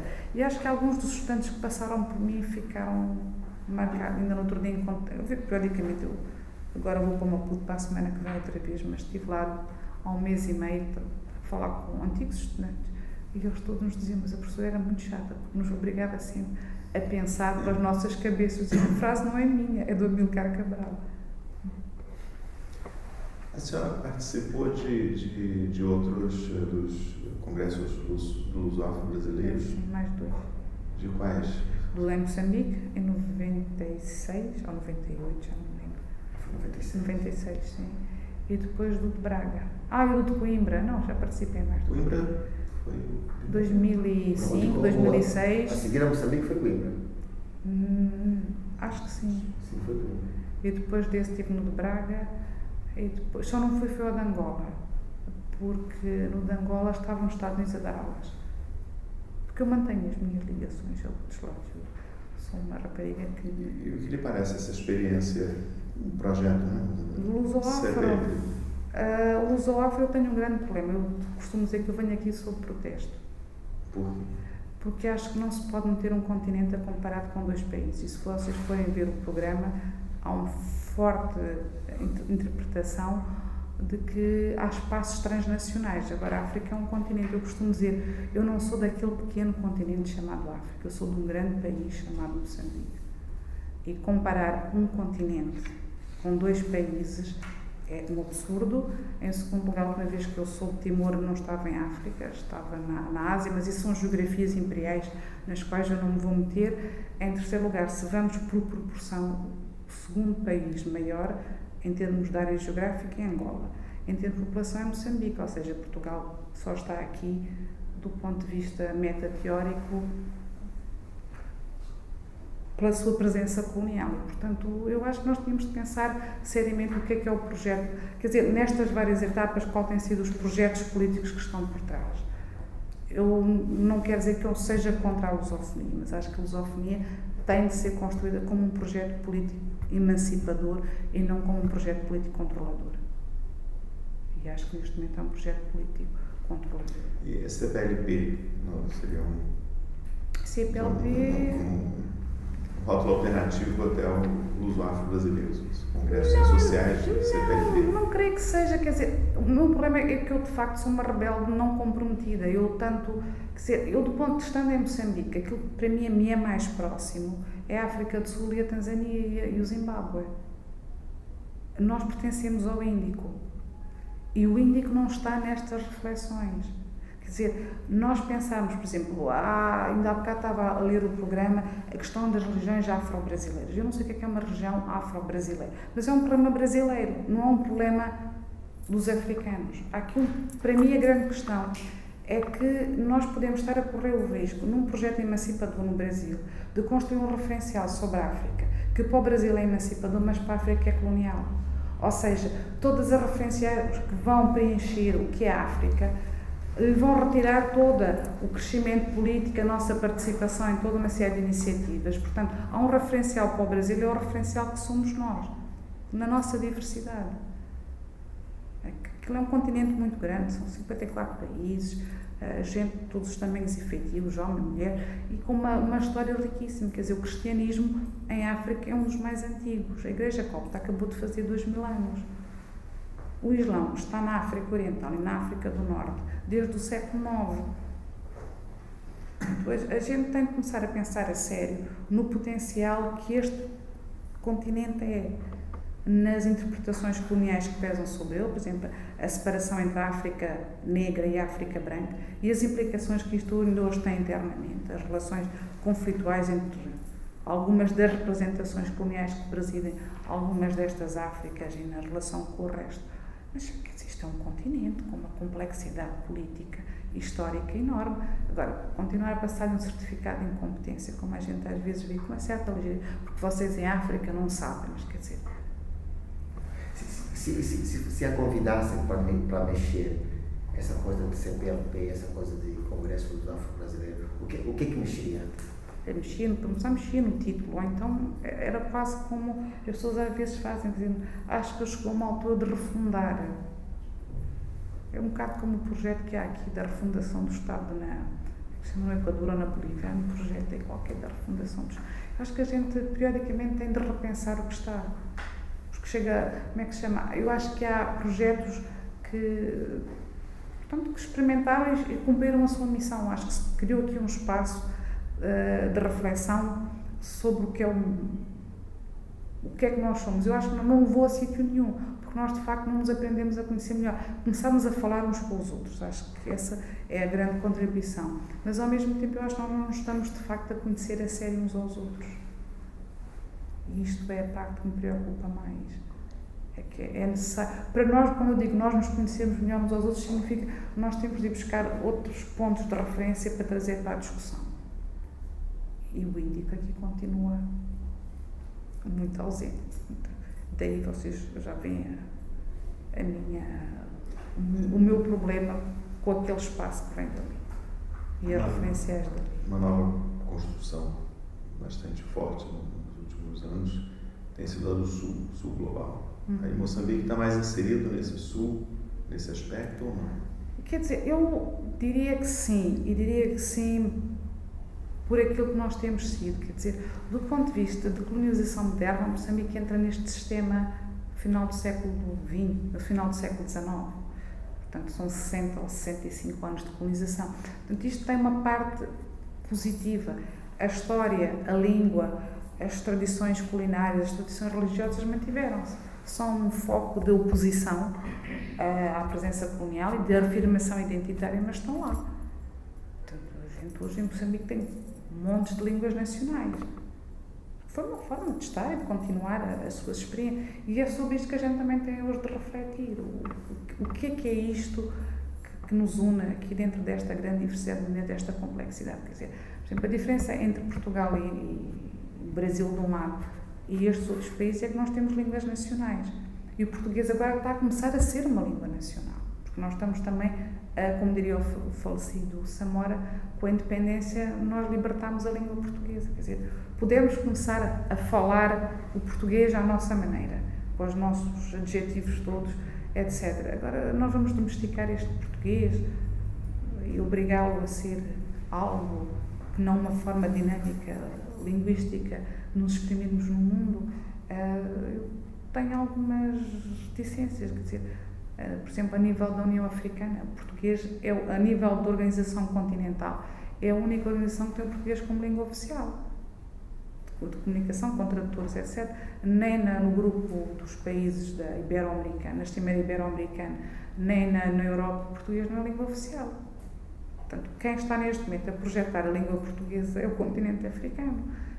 São daquelas coisas que nós sabemos, é óbvio, mas não se fala. Quer dizer, portanto, nós estamos a fazer muito mais, diria eu, por este espaço de língua portuguesa, que é muito mais do que estes países, porque a Suazilândia já usa o português, a Namíbia já se... Portanto, todas estas ligações se vão estendendo e que a gente muitas vezes não sabe delas, porque continua a ter, como diria o James Scott, sing like a state. A gente olha e acha que é aquele país e que o retira. Esse é o primeiro elemento. O segundo elemento, como eu dizia, eu estou muito mais ligada nas minhas interpretações a uma África do Sul, a um Zimbábue, a uma Tanzânia. Eu nunca estive em Cabo... Quer dizer, nestes países todos eu já estive em Cabo Verde, já estive na Guiné, já estive em São Tomé. Só não estive em São Tomé. Agora é muito difícil vocês estarem-me a pedir para eu perguntar o que é que eu tenho de comum com estes países. Eu diria que nada. Aquele que ainda está ali mais próximo é Angola, mas que já é muito diferente. Portanto, nós estamos aqui numa comunidade ligada por um processo histórico, mas também somos partes de outras comunidades, como os países da linha da frente, que mais tarde dão aso à SADC. Nós pertencemos a várias instituições. E pertencendo a várias instituições, nós vamos ter vários momentos de ligação e desligação. Em relação à questão do Índico, esta presença sempre esteve lá e, portanto, é aí que se nota a forte ligação comercial com a África, quer dizer, não é só a questão dos Majunjones, mas quer dizer, toda a ligação com os fulanos que vão para as minas e vêm das minas, a ligação com a África do Sul e com o Zimbábue e com a própria Tanzânia, e toda aquela diáspora indiana que anda no Oceano Índico, que é parte também de Moçambique. Isto é um mundo muito distinto do mundo do lado de cá, e, portanto, tem de ser pensado também nesta perspectiva. Parece-me que, eu diria muito arrogantemente, que nós temos de começar a compreendermos muito mais se queremos, de facto, constituir uma plataforma. E o segundo momento é que eu creio que é preciso reformular as proporções. Quer dizer, no uso afro-brasileiro há 4 portugueses, 4 brasileiros e 4 africanos. Isto é arrogância imperial. Entre os 2 subimpérios, o Brasil e Portugal. Falta só o terceiro subimpério, que é Goa. Que é Goa. O Brasil era o subimpério da África Ocidental e Goa era a sublocação imperial da África Oriental. E a gente tem de começar a... Eu creio que nós, para desmontarmos parte disto, às vezes temos de fazer voltar atrás na história e perceber quais são as ligações que construíram este mundo, para o bem e para o mal, mas entrarmos conhecendo-as. porque senão nós corremos o risco de estar a tentar produzir qualquer coisa sem saber as ligações que lá estão dentro. E o seu conhecimento em relação ao Brasil, quais foram as suas ligações? São vários, desde esses professores que eu tinha, dos colegas, de projetos no tempo do governo, quando eu fui assessora da Ministra da Ciência, que nós tínhamos, o Brasil era uma das experiências, era o Brasil e a Índia que nós estudávamos na altura para a referência, para a criação, porque eu estive no projeto, na constituição do projeto da Lei do Património e da Lei da Ciência em Moçambique, foram os dois grandes projetos de lei em que eu trabalhei. Portanto, havia referências em que a gente procurava saber, apesar de eu ter, na altura, estudado mais a da Índia. Era o meu grupo onde eu estava, mas é uma ligação que já vem, portanto, dessa altura. Eu costumo dizer que eu não conheço o Brasil porque eu, de facto, não o conheço. Quer dizer, já aqui vivi, já aqui estive, já vim cá dar aulas, etc. Tenho estado em várias conferências, mas o Brasil é uma dimensão imensa e, portanto, eu não posso ter um cabo de dizer que eu conheço o Brasil. Conheço um bocadinho do Brasil. A senhora passou algum período mais prolongado? O máximo foi um mês. Mas, quer dizer, eu própria tenho muitos problemas em dizer que conheço Moçambique, apesar de há uma província onde eu nunca estive. Portanto, que é Manica, portanto, há assim. O meu conhecer é de facto saber o que é que está lá, ter visitado, ter experimentado. Outra coisa é ler sobre e eu não subscrevo. Mas aqui no meio acadêmico brasileiro, que pessoas a senhora teve mais contato? Variedíssimas. Quem é que estão na área da antropologia, pessoal aqui do Rio, pessoal de São Paulo, pessoal de Porto Alegre, das universidades de Manaus, Belo Horizonte, portanto há variedíssimo, quer dizer, não vou estar a citar nomes, porque se eu digo um, depois não digo outro, depois os meus colegas vão se zangar comigo e eu já estou com aqueles momentos sénior em que periodicamente me esqueço do nome das pessoas, portanto, para não ferir suscetibilidade, vou só dizer das regiões geográficas de onde vêm os colegas. E muito mudando de continente, então, e em Coimbra, com o professor Boaventura, quando é que começou o seu... Foi muito antes, foi no projeto da Justiça em Moçambique, ele começa um projeto muito grande. Chega a Moçambique com a professora Isabel Casimira em 90, eu estava a fazer o meu doutoramento na altura, 95, 96, e começam um projeto muito grande. Mais tarde foi coordenado por ele e pelo professor Dr. João Carlos Trindade, que foi sobre a justiça em Moçambique, e que de facto foi um projeto para mim muito interessante, porque é o problema da imaginação, do que é o Estado. Uma coisa é a imaginação que a gente tem, que há determinadas instituições, outra questão é como é que elas funcionam e em que é que elas aceitam. E foi um projeto que nos permitiu ver que, a partir da justiça, que não podia ter sido a partir de outra coisa qualquer, que de facto o Estado em Moçambique é aquele conceito que o Boaventura depois desenvolve do Estado heterogéneo, que é um Estado que vive das instituições locais que estão lá. Portanto, não é só aquela... E que é muito interessante também depois para analisar outras realidades, que não só as de Moçambique, mas foi esse o projeto grande em que eu conheço o Boaventura, portanto.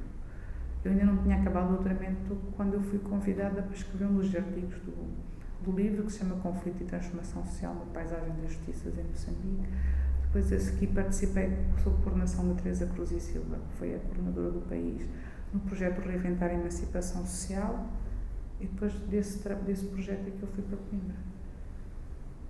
Portanto, trabalhei com ele, trabalhei num outro projeto muito grande, bastante grande, com colegas da África do Sul e da Namíbia sobre a questão das justiças em África. Ainda agora tenho uma conferência local. Eu tenho, mais uma vez, as minhas fidelidades são várias. Agora, em Portugal, como é que a senhora veria Coimbra? Muito frio. Ciências sociais? Muito frio. Ciências sociais em Portugal. Mas a posição de Coimbra em relação... Eu vou dizer uma coisa que é uma grande enormidade. Eu não conheço muito bem as ciências sociais em Portugal. Porque eu estou lá para trabalhar nos meus interesses académicos, trabalhar em Coimbra, mas eu não entrei nos circuitos, porque Portugal, isto é a maneira como eu vejo a questão, está muito centrado na Europa. Em segundo lugar, Portugal teve para mim um processo estranho, é que Portugal nunca teve uma escola de orientalismo e, portanto, nunca teve uma atitude crítica sobre o que é que foi a sua política colonial. Começa agora a haver uma certa crítica à questão colonial. Portanto, não tem... Aquilo que me interessa, há colegas com que eu trabalho, do ICS, da Universidade como é que se chama? Da Universidade Nova, etc., mas são colegas pontuais. O universo das ciências sociais não é exatamente o ISCTE, mas não é exatamente a minha grande referência. Ao mesmo tempo, eu não sou uma africanista, não trabalho sobre a África, eu trabalho com a África. Portanto, as minhas relações de poder são distintas. Eu estou a tentar perceber o meu país. E não, é muito difícil, por exemplo, se você amanhã me disser, é um projeto qualquer no Uganda, eu vou dizer, mas o que é que eu vou fazer para o Uganda? Eu não percebo nada daquilo, nem o meu trabalho de tese, nem nada, quer dizer, não consigo deslocar-me. Fui fazer um projeto na Angola e apesar de achar que aquilo era parecido, para chegar à conclusão e eu conheço relativamente bem a problemática da África, Austrália, etc. Ali que eu cheguei à conclusão que eu precisava de saber muito mais. É muito complicado entrar, portanto, é o tal problema de entrar no campo. No que a experiência em Angola causou esse estranhamento ou diferença? Porque exatamente foi aí que eu descobri que os PALOP não existem. Quer dizer, há aqui uma invenção que era, no tempo colonial se chamava África Portuguesa e que hoje se chamam os PALOP, os países africanos, de expressão oficial portuguesa. E mais nada, quer dizer, são os países que foram colonizados por Portugal, que têm uma determinada inflexão, mas são extraordinariamente diferentes dentro de si. Angola e Moçambique são colónias de povoamento, a Guiné-Bissau é uma colónia de exploração agrícola. 3 tiveram guerra, 2 não tiveram. Quer dizer, há aqui um conjunto de fatores extraordinariamente diferentes, estão espalhados pelo continente todo. Portanto, nada disto nos aproxima. Quer dizer, a língua não é suficiente para nos aproximar. É um fator de aproximação. Mas a ideia de África aproxima? Não. Quer dizer, a senhora mencionou várias vezes a África, não se percebe a África. O que é que há de comum? O que é que há em comum em África? Eu creio que nós temos várias coisas em comum. Temos em comum sermos daquele continente e, portanto, temos experimentado a pertença, como eu vos pergunto, mas porque é que vocês são latino-americanos? Há aqui um projeto... Essa é uma discussão, porque o governo Lula fala em América do Sul e na América Latina, então essas categorias são cambiantes. Eu sei qual é o problema quer dizer, um dos problemas é que aqui há outros países que não falam espanhol. Portanto, começa logo por aí. Portanto, aí já a gente começa a patinar. Agora, há aqui um comprometimento com uma descoberta, ou seja, revelação para o mundo exterior e para nós próprios do que é que foram os processos históricos daquela região, como é que nós lá estamos, porque é que estamos, etc. Esse será a importância que eu atribuo a este assunto. E, portanto, o que eu tento muitas vezes perceber é porque é que a Europa pensa assim sobre a África. Eu ponho o esquema ao contrário, não é tentar em Portugal, que é aquilo que Portugal e França e Inglaterra fazem, que é olhar para a África e mesmo tentar desmontar a questão colonial a partir de dentro, eu olho para ela a partir de fora. E, portanto, olho sempre nesta perspectiva de que eles foram o colonizador, mas que, ao serem colonizador, eles estavam numa situação de resistência. Porque eles não eram capazes de perceber que havia uma afirmação identitária diferente deste lado. Portanto, minha leitura de referência está ao contrário. Se você for ler grande parte da literatura que está em Portugal, eles vão dizer muitas vezes que em Moçambique a Frelimo era um movimento de resistência. Não é um movimento de resistência. Quem começa a luta é a Frelimo. Não é Portugal. Portanto, quem está a resistir é Portugal. Além de mais, depois podemos entrar noutras filosofias, se Portugal é um Estado falhado ou não, porque tinha guerras em 3 regiões da República Portuguesa, não era capaz de assegurar segurança aos cidadãos que viviam nesse território, nem sequer a alimentação, etc, etc, etc. Ou seja, há um sem número de referências que hoje nós usamos para caracterizar a África que se podem aplicar perfeitamente a Portugal, mas isso seriam outros 500. Portanto, essas é a maneira como eu creio que nós temos de começar a entrar neste campo, usando os mesmos conceitos, qual é a razoabilidade e as origens deste campo conceptual. E, por exemplo, eu creio que no campo da CPLP nós muitas vezes dizemos que partilhamos uma língua e algumas estruturas semelhantes, mas é de facto preciso que nós pensemos quais são as estruturas semelhantes que nós partilhamos, ter coragem de as enfrentar e perceber o que é que há de diferente entre cada um destes países e o que é que há de semelhante, e não assumir que nós partilhamos muita coisa semelhante porque supostamente partimos todos de uma base comum, mas o que é que era comum, além da língua? Há um aspecto importante voltando ao seu think tank, que são as incursões que você faz com o Negrão, e são algumas coisas que você participa como pesquisadora sobre a questão tradicional. Aquela coisa que faz, por exemplo, uma Matutuine, que depois vai dar um filme, depois o Negrão pega, faz leite de terras, e por aí fora. Que referências, o que pode dizer hoje dentro desses grandes... Eu acho que elas são muito importantes para a gente, de facto, pensar o que é, quer dizer, a uma escala, como é que se diz, um sistema de cestinhos, começar a levantar vários problemas e, portanto, ir levantando os problemas em que a gente consiga, por exemplo, que é aquilo que me interessa, que é a questão do conhecimento, tentar perceber o que é que àquele nível é importante. Por exemplo, na região de Matutuine tem um equilíbrio ecológico muito sensível, porque aquilo é uma região relativamente recente e, portanto, tem as dunas muito baixas, etc. Mas é muito interessante nós percebermos como é que as populações manejam aqueles recursos. Ao mesmo tempo, tem uma parte muito interessante que é o problema das migrações, porque aquilo é uma população relativamente recente. A migração de há 150 a 200 anos do Chaco, e, portanto, o que é que está ali que é manejado bem e que é manejado mal? E, portanto, introduz imediatamente uma segunda referência que normalmente não está nos estudos sobre a África, que é a questão das migrações internas. Dá a ideia que migração normalmente é só os coitadinhos dos africanos a sair via Mediterrâneo para chegar à Europa. Há muita migração interna. Portanto, grande parte das expressões que nós encontramos ali são muitas vezes interessantes para a gente hoje, por exemplo, problematizar o que é que são outras pressões migratórias que estão a acontecer em outras regiões do país, como é que elas podem afetar o ambiente. Quando a gente desloca populações que não conhece para regiões novas. Não é apenas uma questão, por exemplo, nos debates sobre o Vale do Zambeze, quando a gente diz que eles devem sair daqui para ali. Não é apenas sair, é que tipo de conhecimentos é que eles levam.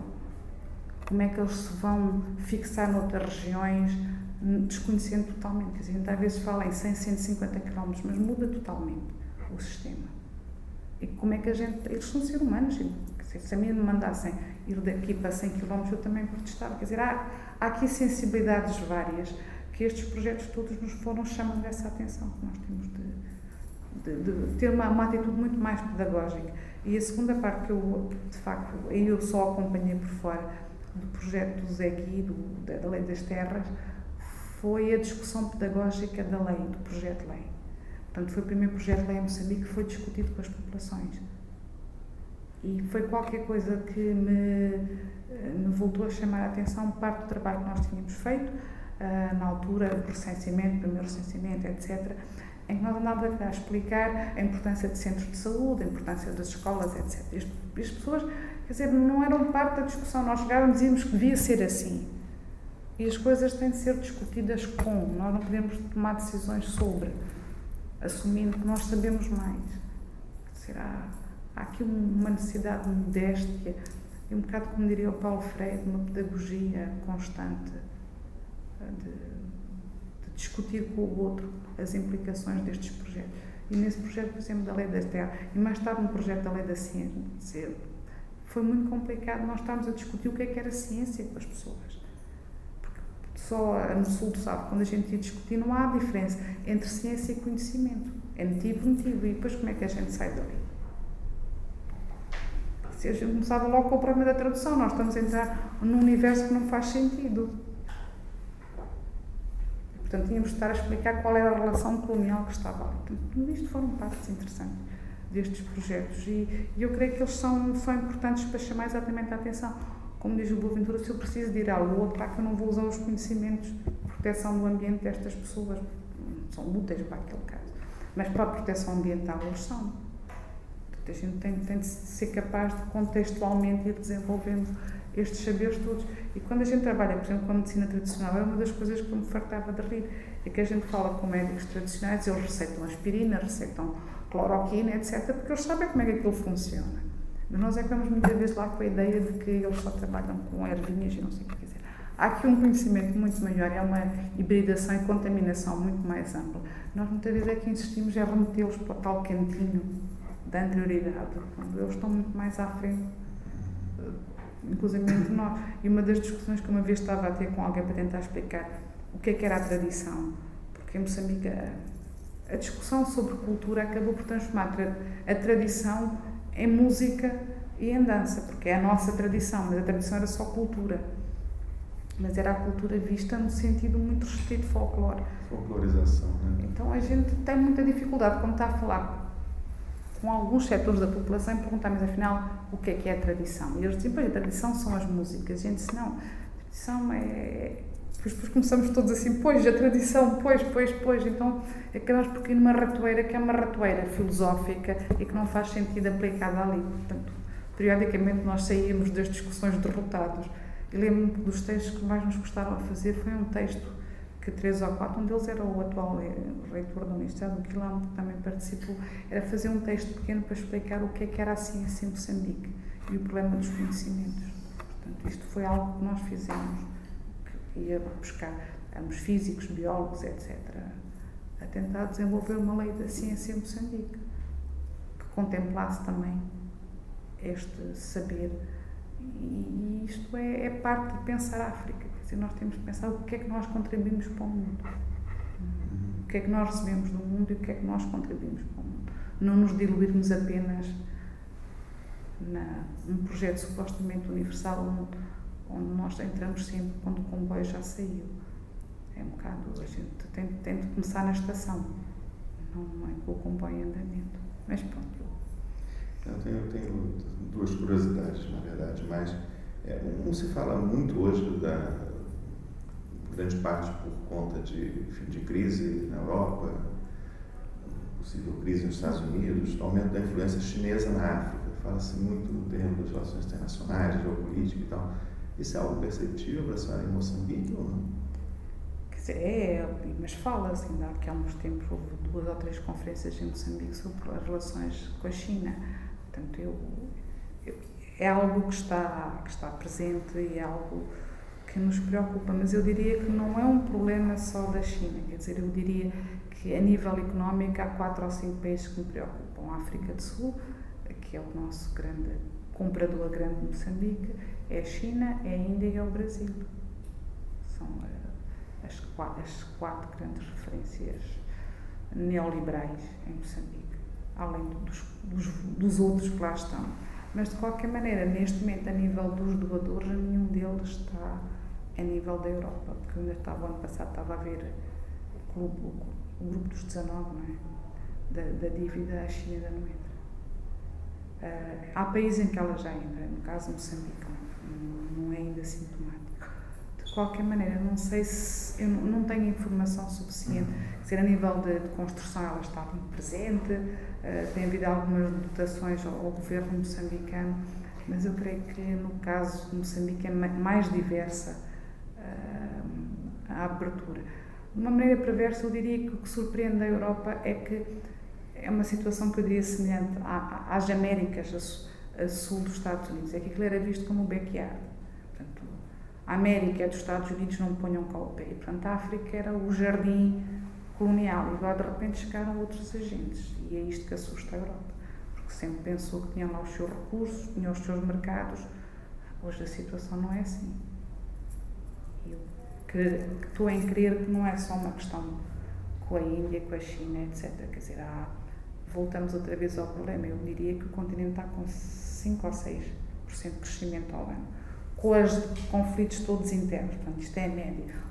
É o único continente que o ano passado teve crescimento positivo. Portanto, eu diria que nós temos de não olhar apenas para o problema da China e África, mas também para o problema do crescimento da África na sua relação com o mundo. E isso seria... Está-me sempre a perguntar porque é que eu falo da África, porque eu acho que a gente tem de inverter as regras do jogo e começar a problematizar o que é. Agora, já a Índia, eu creio que a Índia sempre lá esteve de uma forma mais ou menos encapotada. A Índia e o Paquistão sempre estiveram e, portanto, porque, quer dizer, eu não me lembro de nunca me lembro de Moçambique sem o pessoal daquela região, que eles sempre estiveram lá. Portanto, era uma questão que não era, ainda havia o problema da presença portuguesa, mas é algo que sempre foi parte do projeto económico, não só dali da Tanzânia, Moçambique, da Tanzânia, do Quênia, da Somália, quer dizer, há uma diáspora muito forte que já é muito antiga.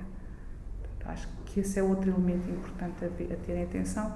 O Brasil é a Val do Rio Doce, com o hidrocarbonetos de Tete, a construção do novo aeroporto em Nacala. Portanto, eu acho que, por exemplo, o Brasil nunca esteve em Moçambique assim com grande presença. Voltando atrás, a gente também pode começar a perguntar qual é o risco de uma grande presença brasileira em Moçambique. Outra curiosidade que eu fiquei, só mencionou alguns trabalhos. Como? Tá, só um minutinho. Mas a gente pode acabar, já chega, senão vocês têm todos de jantar. Mencionou alguns trabalhos que fez, mas eu fiquei curiosidade. Se tivesse que destacar um livro, uma obra que tenha ali influenciado particularmente na sua formação, qual seria?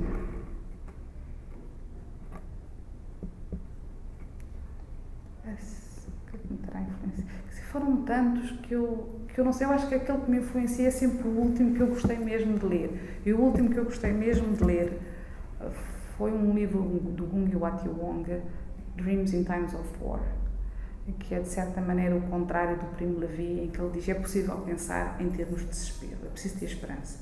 E acho que é isso que caracteriza o continente. A gente continua a ter esperança mesmo em tempos de desespero. E das pessoas que mais me influenciaram? Eu diria que foi o Aquino. No fundo, isto tudo foi o Aquino. Aquino de Bragança. O Aquino, sim, acho que foi ele que me levou assim, dentro do panorama mais recente, foi o Aquino. Diferente. A maneira de pensar foi o Aquino. É a grande escola. E tantos lugares onde passou. As escolas, todas elas ajudaram a ser aquilo que eu sou, porque não seria aquilo que eu sou se eu não tivesse passado por lá. Com as minhas opções de gostar ou não gostar, mas mesmo não gostando, eu estive lá. Portanto, foi por eu ter estado lá que deixei de gostar. Ou passei a gostar de outra. Mas todas elas foram muito positivas. Eu talvez tenha sido hipercrítica, mas todas elas tiveram coisas muito boas. Só tiveram um pequeno problema.